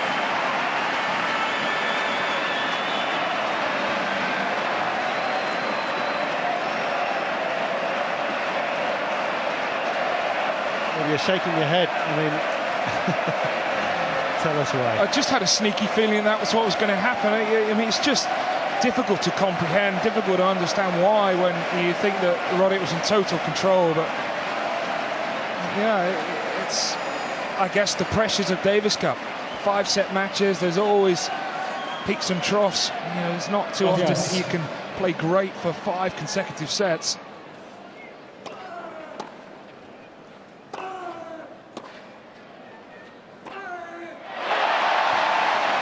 He's got the bit between his teeth again. But it's very un-Roddick-like. You don't often see him put in a service game like that. Yeah, a couple of double faults. I can never remember Roddick hitting 2 double faults in a service game. Actually, didn't he do it when he served for the set against Djokovic in the US Open in his last match? Okay, move on. Team Wales. 59.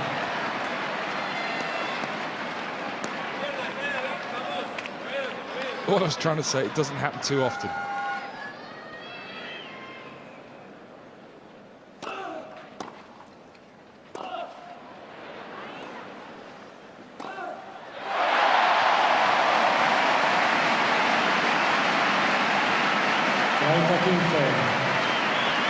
Well, if you ever want to learn how to come into the net, don't copy this from Roddick. I'm not quite sure what he did there, but he sort of went through the motions, didn't split.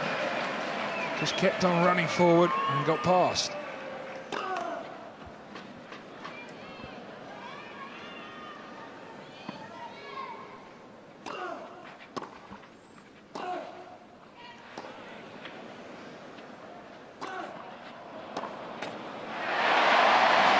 40-15.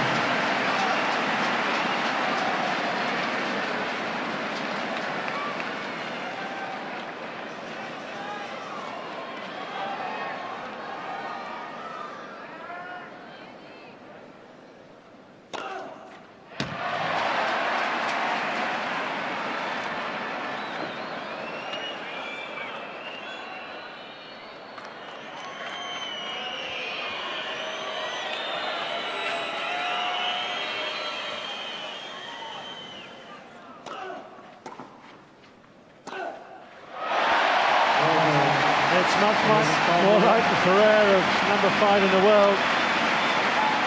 España gana 2-0. Spain needs to love. There's Achilles' heel, second and third sets. The amount of double faults that he hit. And there, the encouragement of this passionate crowd. Started the fourth set in a real positive note for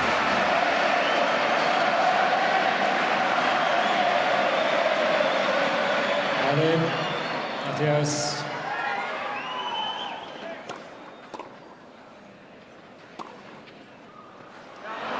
Jean Ferrero, 59.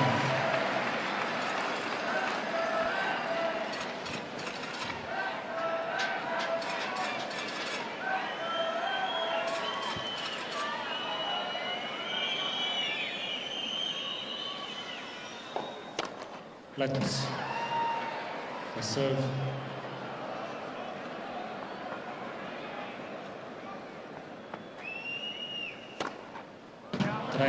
Ferro, 30 love. Up to 14 aces now for Andy Roddick.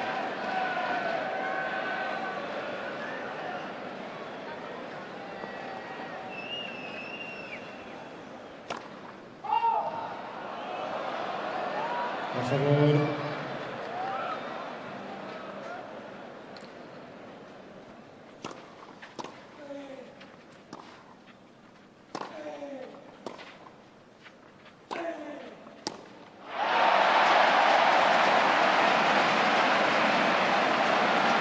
Attacking fair. 30-15.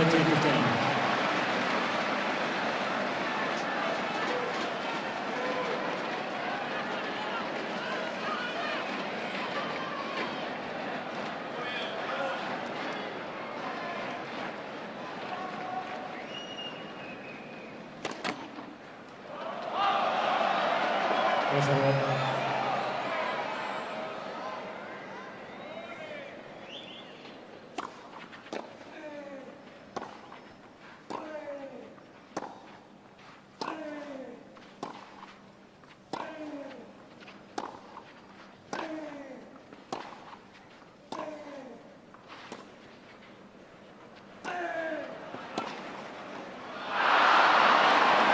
Ran into that. Driven back by Roddick. He just didn't quite do enough with the approach throughout. Just gave Roddick time. Yeah, that's a near impossible shot when the ball gets behind you.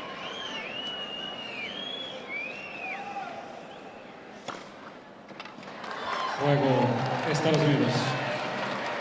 Roddick on the board in this fourth set, but Spain with the break advantage at 2-1.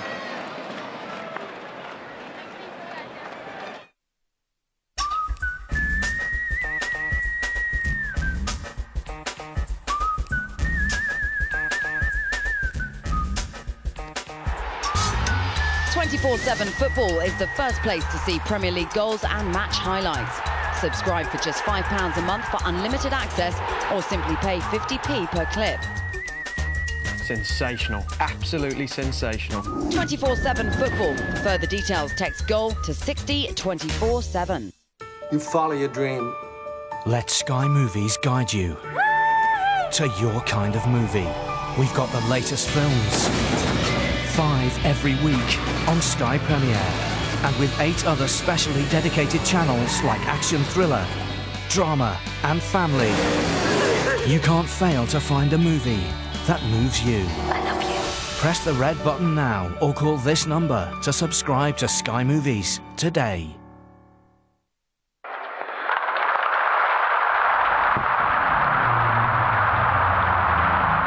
Sky Bet. It matters more when there's money on it. Silencio, por favor. It's just gone 6 o'clock in the evening here in Madrid. And Ferrer looking to take this all the way into a fifth and final set.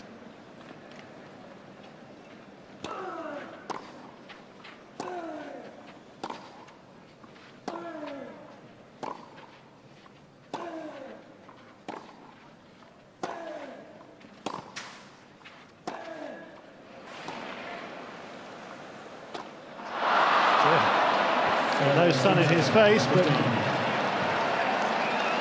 kind of point might just disturb him once again. Well, he totally did misjudge the smash, David Ferrer. It's almost a case where his mind was willing, but his legs weren't. There's Lopez.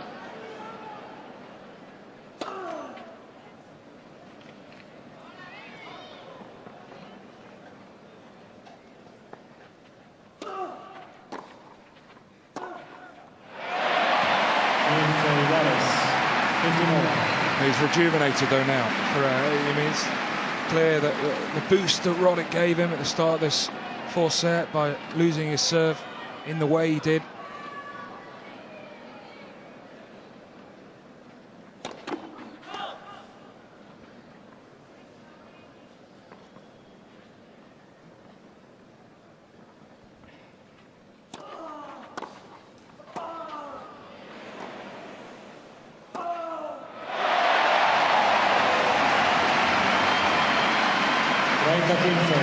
It's only just about 2 hours on the clock, but you know, when you watch a match like this, you wonder whether actually they've been playing for about 5 hours in total, because they probably lived through the match before.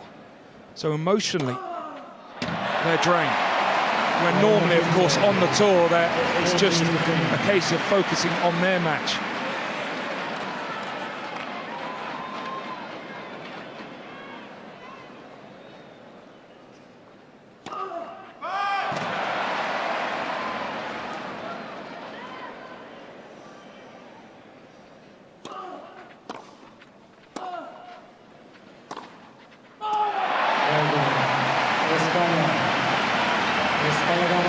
So I go back to Ferrer's 5-set record. It is 8 wins and just 2 losses at professional level. The very first he lost to David Nalbandian at the Australian Open 3 years ago, and the last one to Kei Nishikori at this year's US Open. But in between, 8 successive wins over the likes of Nalbandian, Radek Stepanek, Leighton Hewitt, Fernando Gonzalez. Mind you, he's never had to do it in Davis Cup. But with their help, he will. Yes.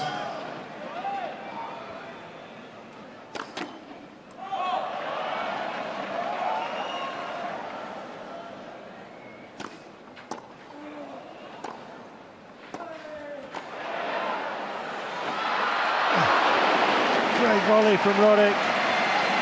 Nearly got past, but tough for Ferrer to whip that up and over again. Well, if he did clear the net, it was a winner from David Ferrer. Roddick was beaten all ends up. Yes.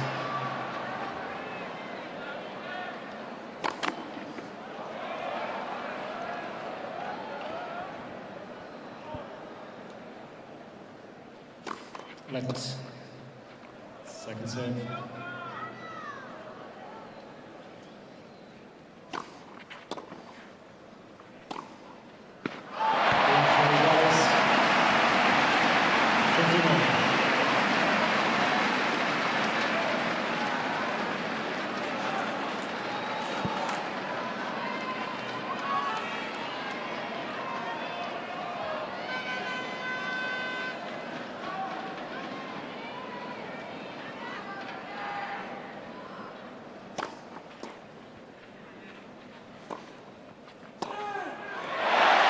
Lured him in.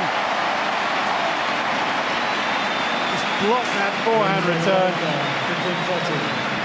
With another pass ripped beyond Roddick's reach. Well, he missed the first at the beginning of this game, but he was never going to miss this one. right into the hitting zone.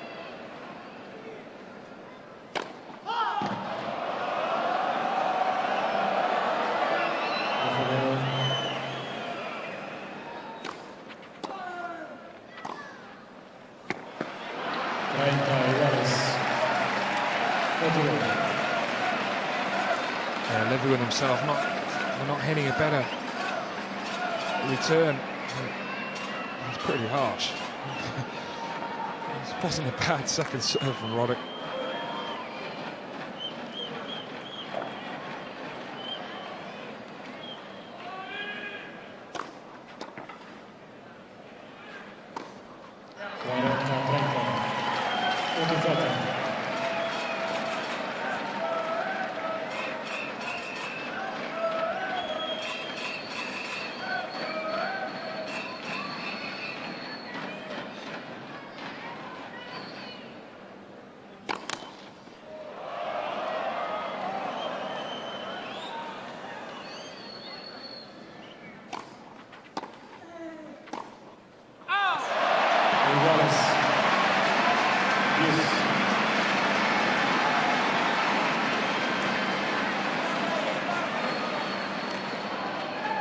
You said you had a feeling early in this match that it was going to be Roddick's contest. You still believe that?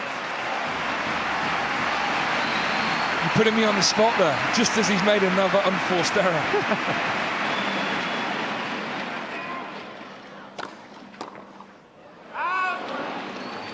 Well, if it goes 5. Too close to I've got to stick with my man. You can't change your tune when he's up 2 sets to 1, but you know, clearly the odds are in Ferrer's favour given his unbelievable 5-set record. 3-2 to Spain in this 4th set, trailing by 2 sets to 1. Spain leads 3-2.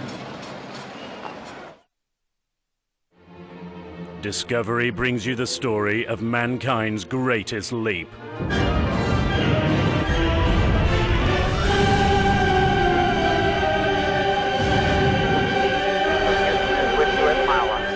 The definitive history of NASA as you've never seen it before. NASA's greatest missions coming soon on Discovery and in stunning HD only on Sky Channel 536. Sky Movies premiere, brought to you by Lumix from Panasonic.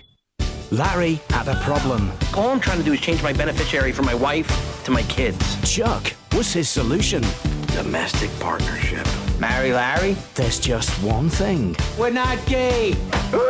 Give me a kiss. I now pronounce you Chuck and Larry. Starts Saturday on Sky Movies Premiere and HD. Or choose when to watch on Sky Player or Anytime TV.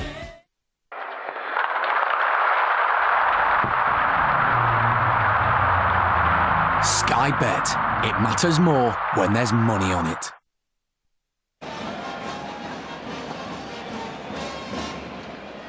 The sun setting on the Spanish capital, but still plenty to play for, all to play for in this second rubber of this semi-final between the Spanish hosts and the defending champions, the USA.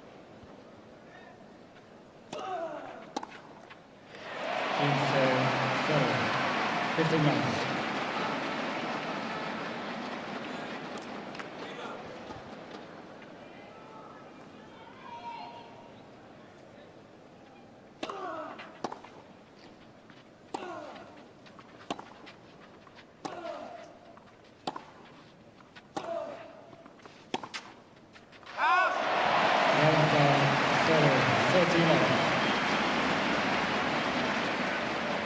There's more sting on his ground shots, better length from Ferrer.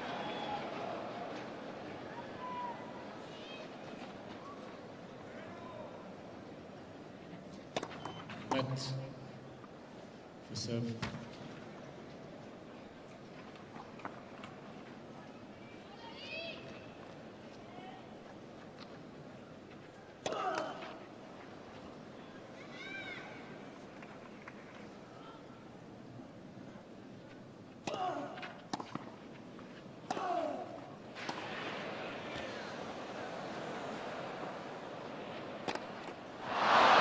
Once again, even though he let it bounce, the smash produces an error.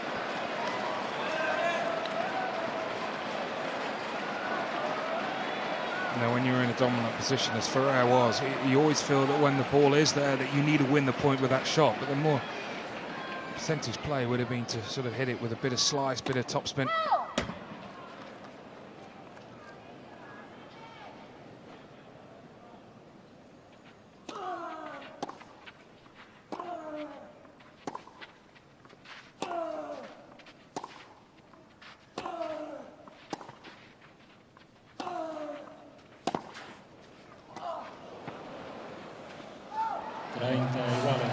And Andy Roddick doing really well to hang on there.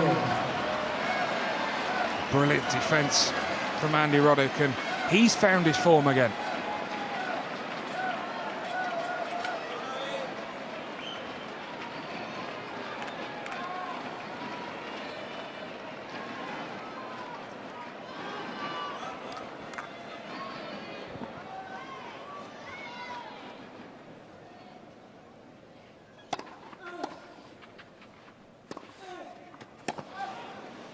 Stop.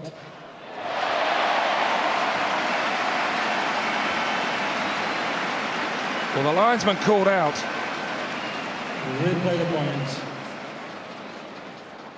Replay the point.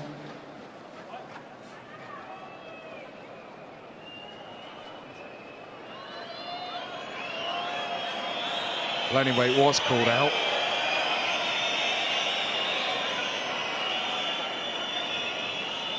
It's the right thing. Replay it. First serve.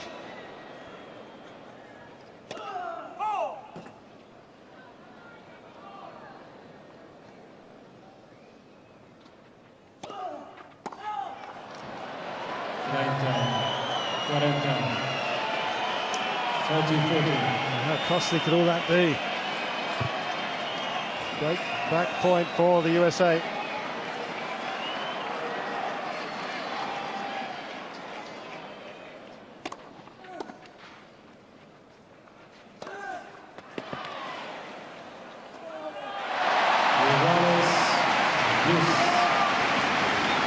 Nothing's guaranteed. I mean, he might have put that volley in the net or away, but he did enough in the end.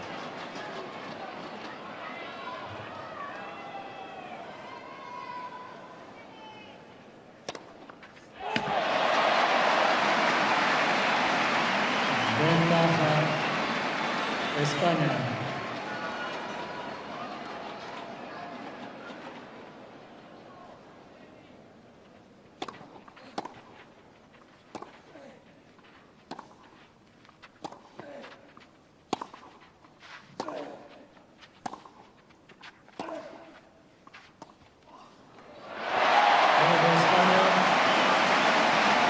I think he would have run it down had it gone over.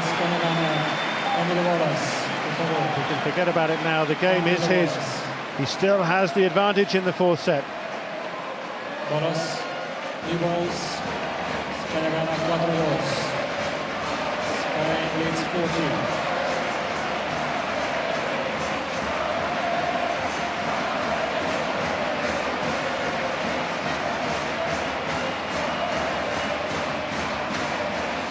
What an occasion this first day has been.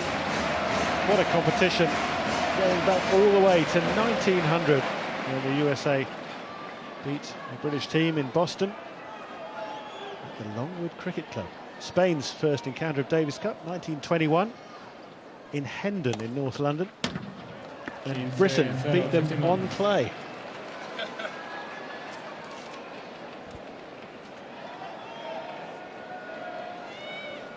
I wonder what Dwight Davis would make of it now.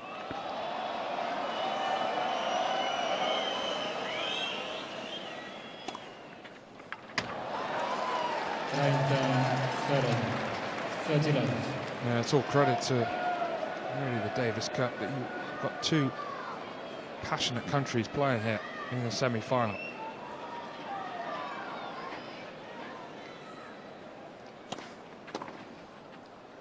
And also with Argentina as well. 49. Oh, what a final that could be.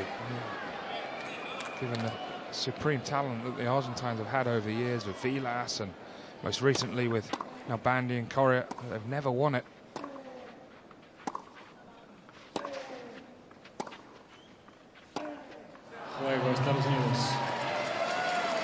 A quick love game for Andy Roddick. Still just the one break behind.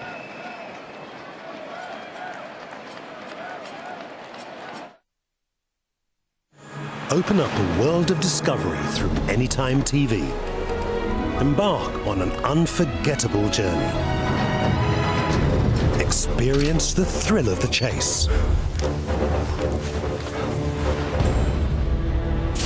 And uncover hidden tales from lost worlds. There are always new programs waiting for you on your Sky Plus or Sky Plus HD box. Sky, believe in better. Until you actually get through the door, you don't know what you're going to find. You open the door, please. It's immigration, please. We've got a warrant to be here. We need access to that door and that door. This is the real-life drama behind the headlines. They shouldn't be working. They shouldn't be in the UK. Immigration, can you stop what you're doing, please? Immigration! I'm arresting you on suspicion of working illegally in the UK. This is the inside story of our immigration service. UK Border Force, Tuesday at 9, Sky 1 and Sky 1 HD.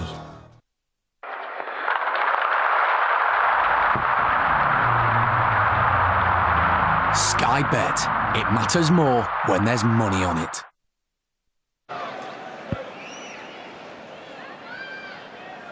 (4-3) with the break.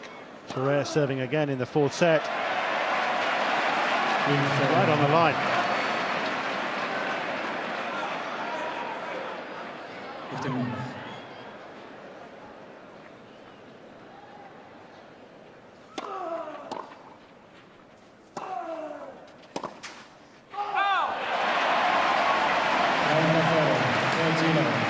When Ferrer was playing his best tennis last year, he had a real spring in his step, as he has now.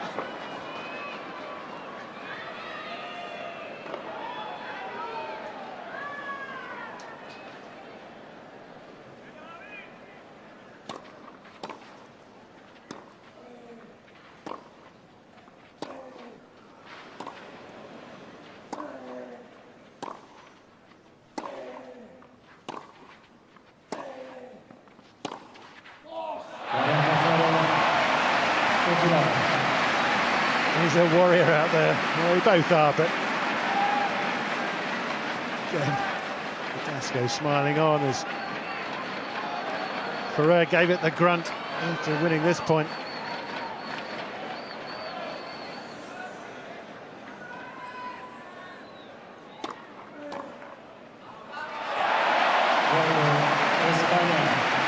So his last game on the back of Roddick's. 5-3 ahead in the fourth.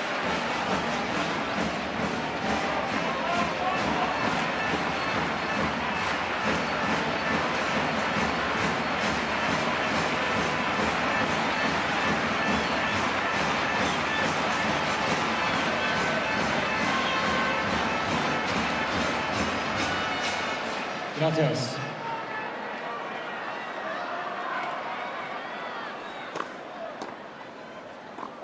Game 15 minutes.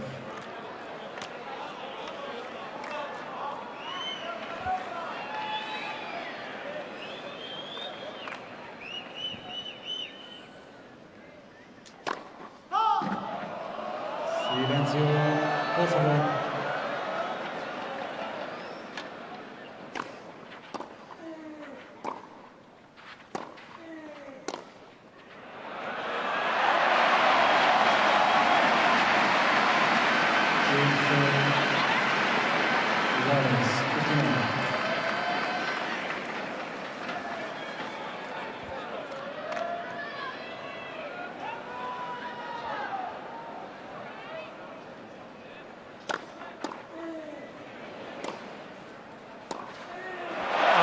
Wonderful.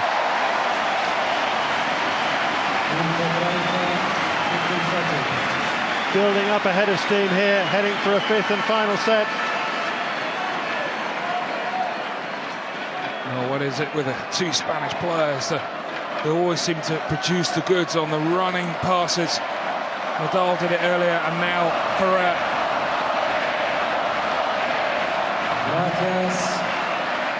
Gracias.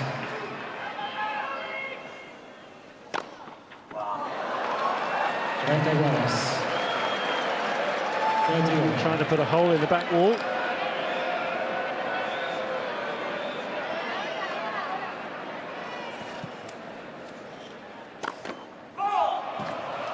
Por favor, silencio.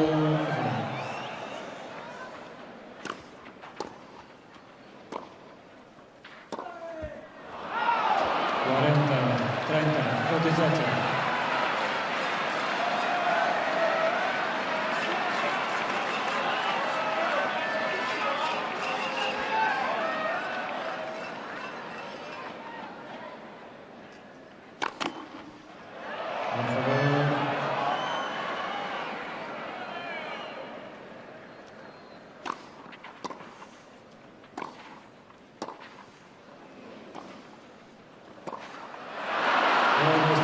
David Ferrer will have to try and serve for the set. Roddick holding again. So a 5-4 scoreline in the fourth. Now, well done, Roddick. He's hung in there really well in the fourth after losing his opening service game, and forced Ferrer to try and produce the goods to take it into a fifth.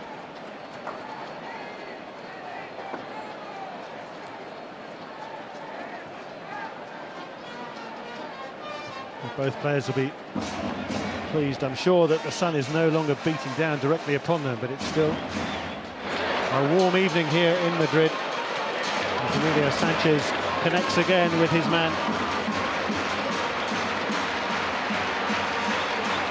It's fascinating to hear what Ferrer has to say after this, where things went awry so badly early in that second set after a brilliant first from him.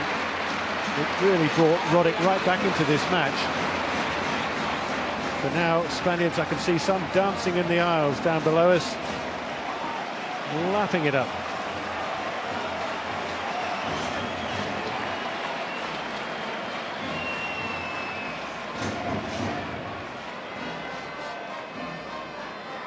Well, he served much better in this fourth set.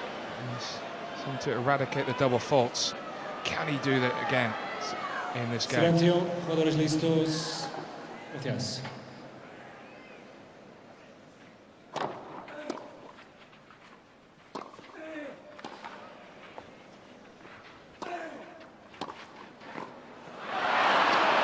Now he must wish he went back the other way and cross-court with the forehand, straight into the drive from Roddick.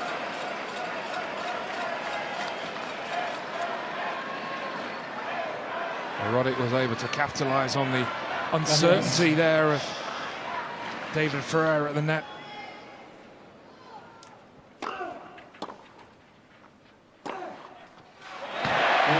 Fearless hitting from the Spanish number 2. Went big on that ball.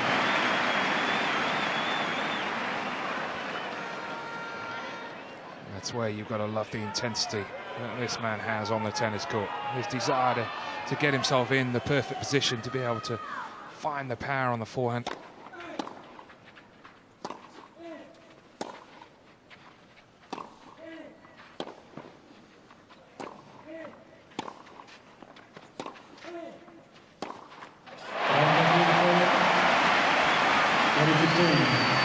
So Ferrer and Roddick are still battling in the Las Ventas Bullring in Madrid. Will it be going to a final set? At this point, our coverage is going on our interactive service.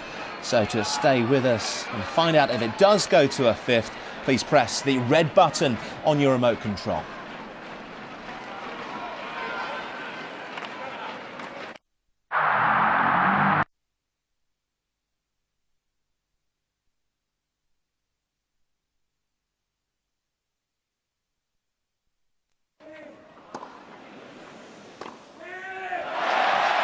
Right to the line again and again from David Ferrer.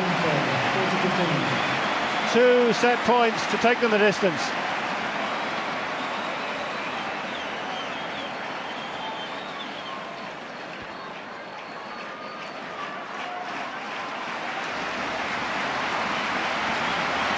Wait for the cheer. Yet another. If he nails this now.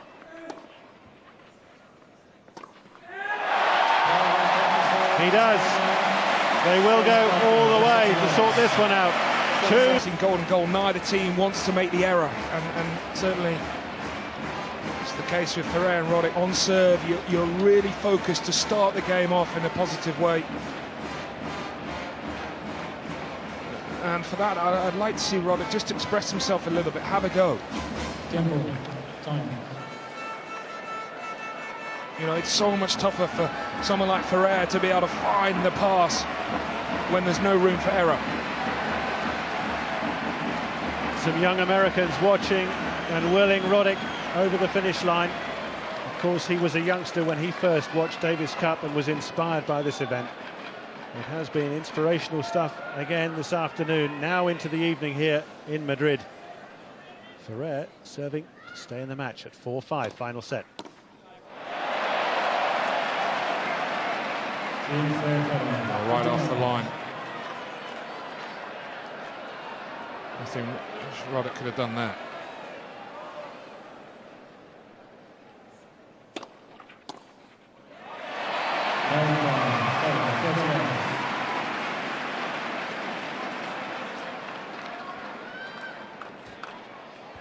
He's played his part.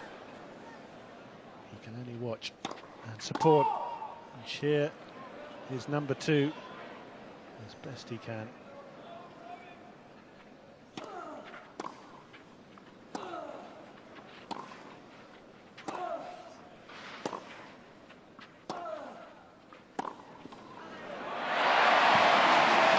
Well, he made the slide into his penultimate shot, but he ends up tangled up for the last one. And Ferrer responding again to try and catch up. Surely you'd have to go with Roddick, though, the player who's won a Grand Slam title, has been world number one, has won Davis Cup, has won on clay in Davis Cup in 5 sets. All things that Ferrer has never done. But Ferrer has won another game to love. 5 games.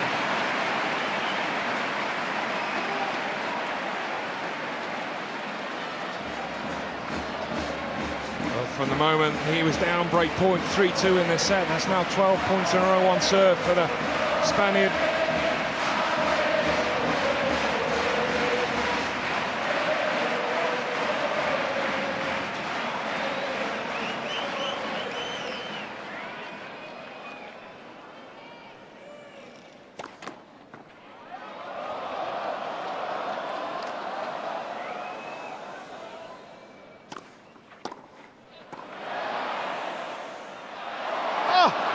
It dropped in the corner. He thought it was going past him and beyond the line. 51. And it was too late to come back and play it.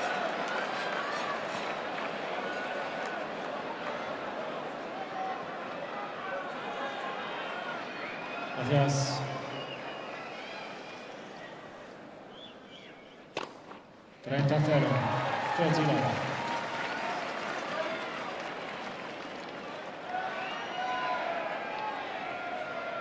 Seven points. He's lost on serve. That is it in this set. When you think he's been broken as well.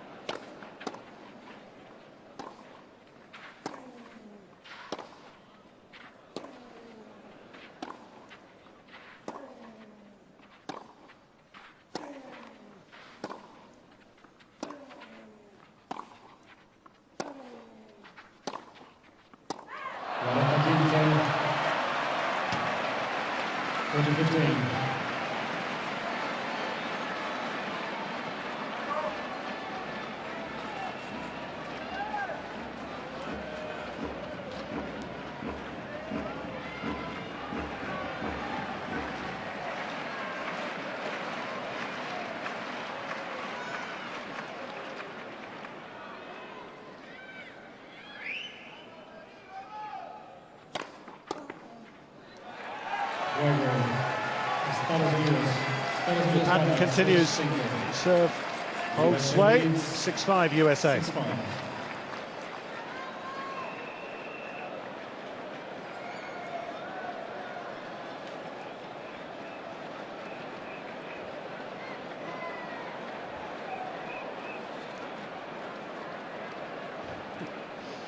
I think they both enjoyed this in some way. Well, who wouldn't, being able to play at the top of the game, compete in such an arena on such an occasion, but at times, boy, is it hard work.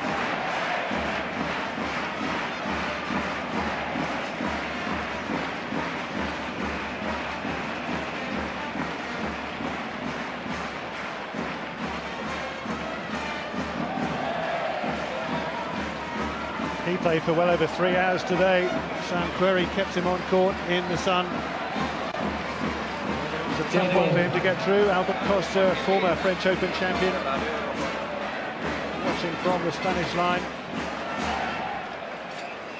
This match now 3 hours and 6 minutes old. 5-6, final set.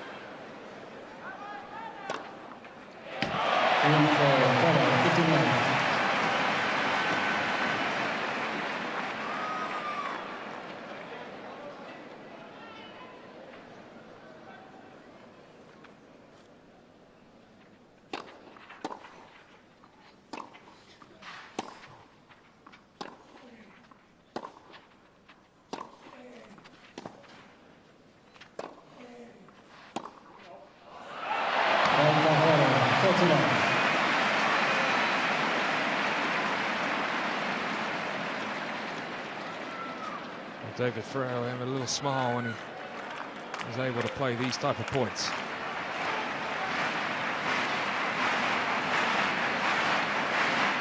Whenever he can push his opponent side to side, he certainly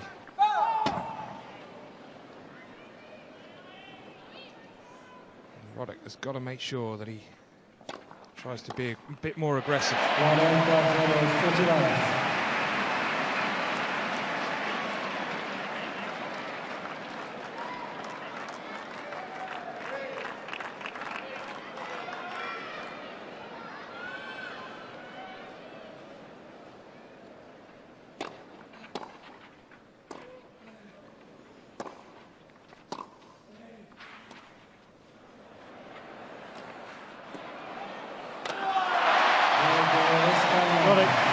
Tried to flick it past, but Ferrer takes that with relish.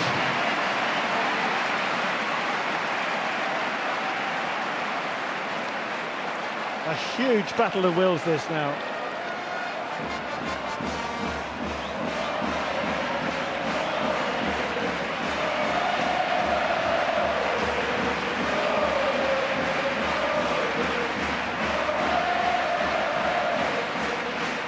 Gracias.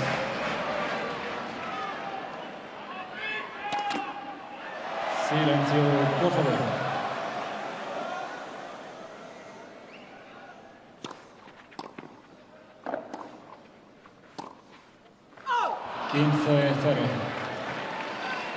He'll be livid with himself for that.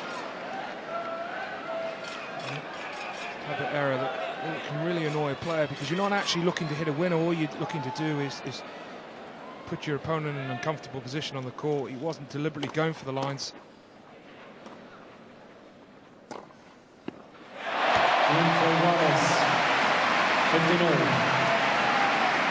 Makes amends there. No doubt in that shot.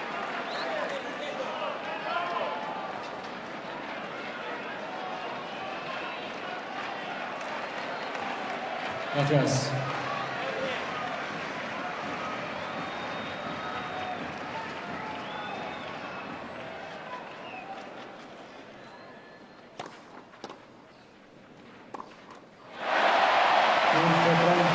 The low ball catches him out. And it is Ferrer's chance to pounce. They can barely look. Querrey lies down. Jeff Spreen, Roddick's trainer, lending his support. So too the captain. 15-30.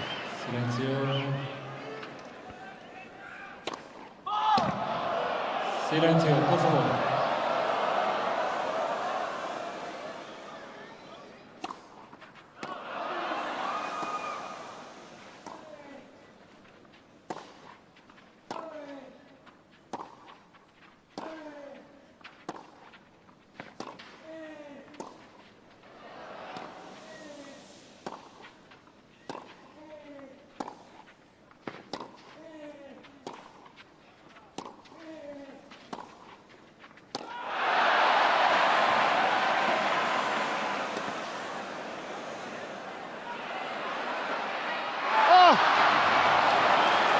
After all that, well, I thought it was called out, but it was a call from the crowd. The line judge signalled the ball from Roddick, had landed on the line.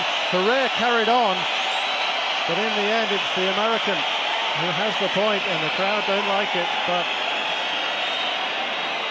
it is the correct decision. That's a real pity, because you really want to talk about the quality of that rally. How good was that play from Andy Roddick? There was no doubt in his mind he was going to win that point. Carlos Ramos with his work cut out here.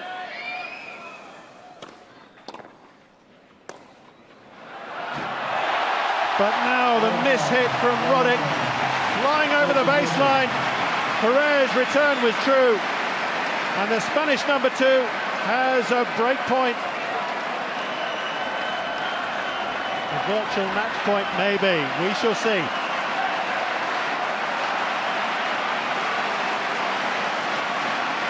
Gracias. Silencio.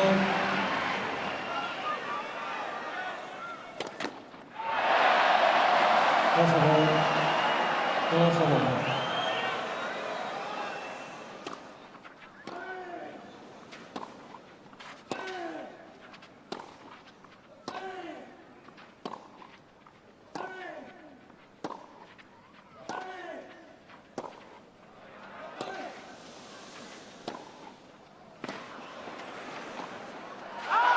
It's out, he knows it, he'll go to the chair, he can't believe it. And Ferrer leads 7-6 in the final set.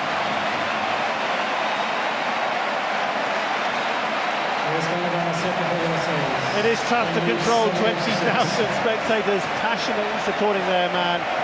Clearly they got at Roddick when he missed the serves, missed the shots, but you have to hand it to David Ferrer to come back from the doldrums that he hit in that second set, losing the third as well, then to lose the advantage early in this decider, and now with the chance to clinch it, can he keep his focus? It's a monumental tennis there in that game. Both players showing the qualities that we've come accustomed to in the last few years with both of them in big matches, and a real shame that Roddick missed it on the volley. For Ferrer, the last time he broke, and he led 2-1. He lost his serve the very next game, and it was a game which was really tentative affair. Hopefully he won't make the same mistake this time.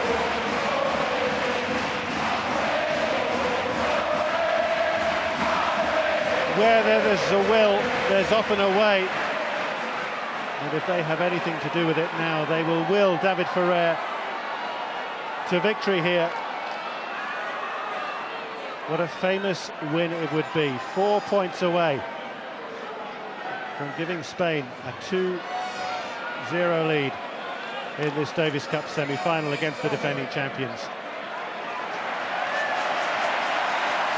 And we're just going to have to wait a minute, because Patrick McEnroe rightly saying bring out the ground staff to sweep the court, as they have done at Ferrer's end of the surface. They've got to do it at Roddick's. So more drama, as if we needed it.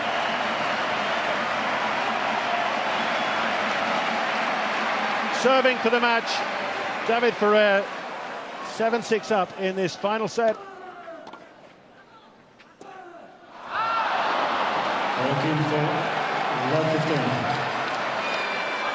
So much hanging on the outcome, and so much hanging on that shot. Emilio Sanchez calling out to him, pleading with him. Love 15.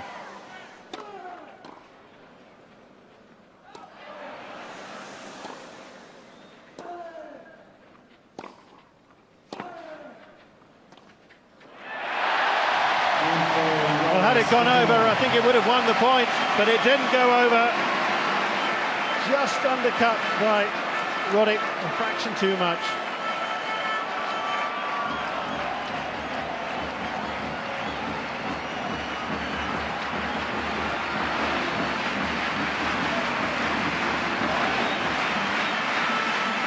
The world number 5 against the world number 8. What has there been to separate them? Right now, it is a break in the Spaniards' favour. He's 2 points away.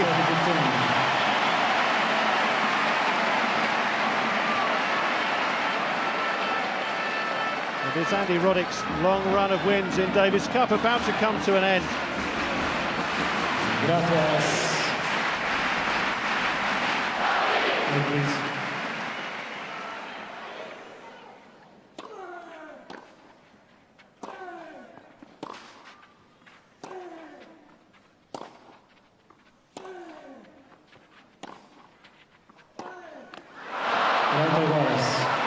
Just got a bit tight on the shot, tucked up.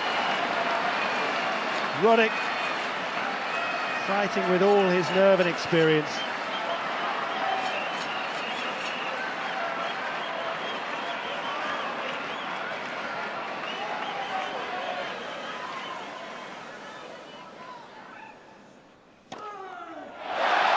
What a time for that! His 10th ace. He has match point.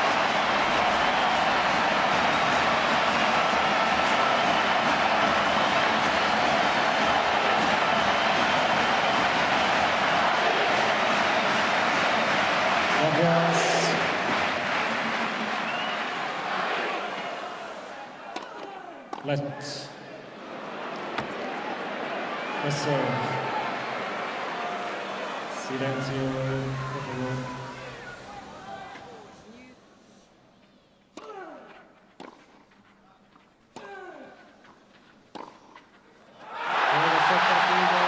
Fantastic Ferrer. He says a prayer and celebrates the most remarkable win. All credit to Andy Roddick for making it such a compelling contest.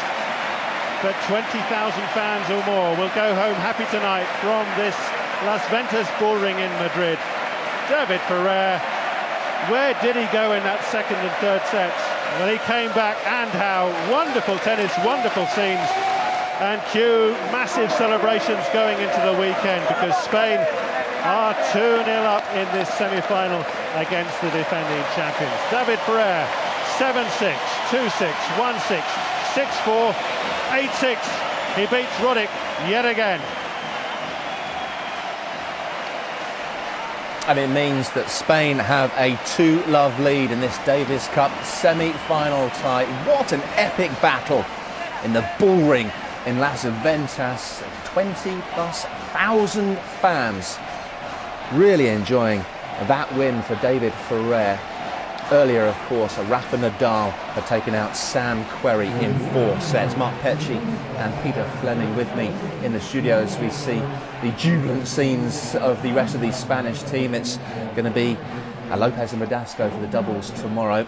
Mark, what an incredible match that was, and as impressive as the surroundings it was played in. Yeah, I mean, it was awesome. I mean, you know, credit to Roddick. I mean, again, I think the most impressive performances today, ironically, have come from the American players, and I think that the Spaniards expected to be 2-0 up after today, and you know, they were pushed so hard in both matches, and you know, you feel for Roddick. He fought back in the 5th, and I mean, the second and third were disappointing from Ferrer, but just a sensational match. Everything that Davis Cup's about. Some of the players, the Spanish players, Peter, were casting doubts as to whether it should have been played in Madrid because of the altitude there, but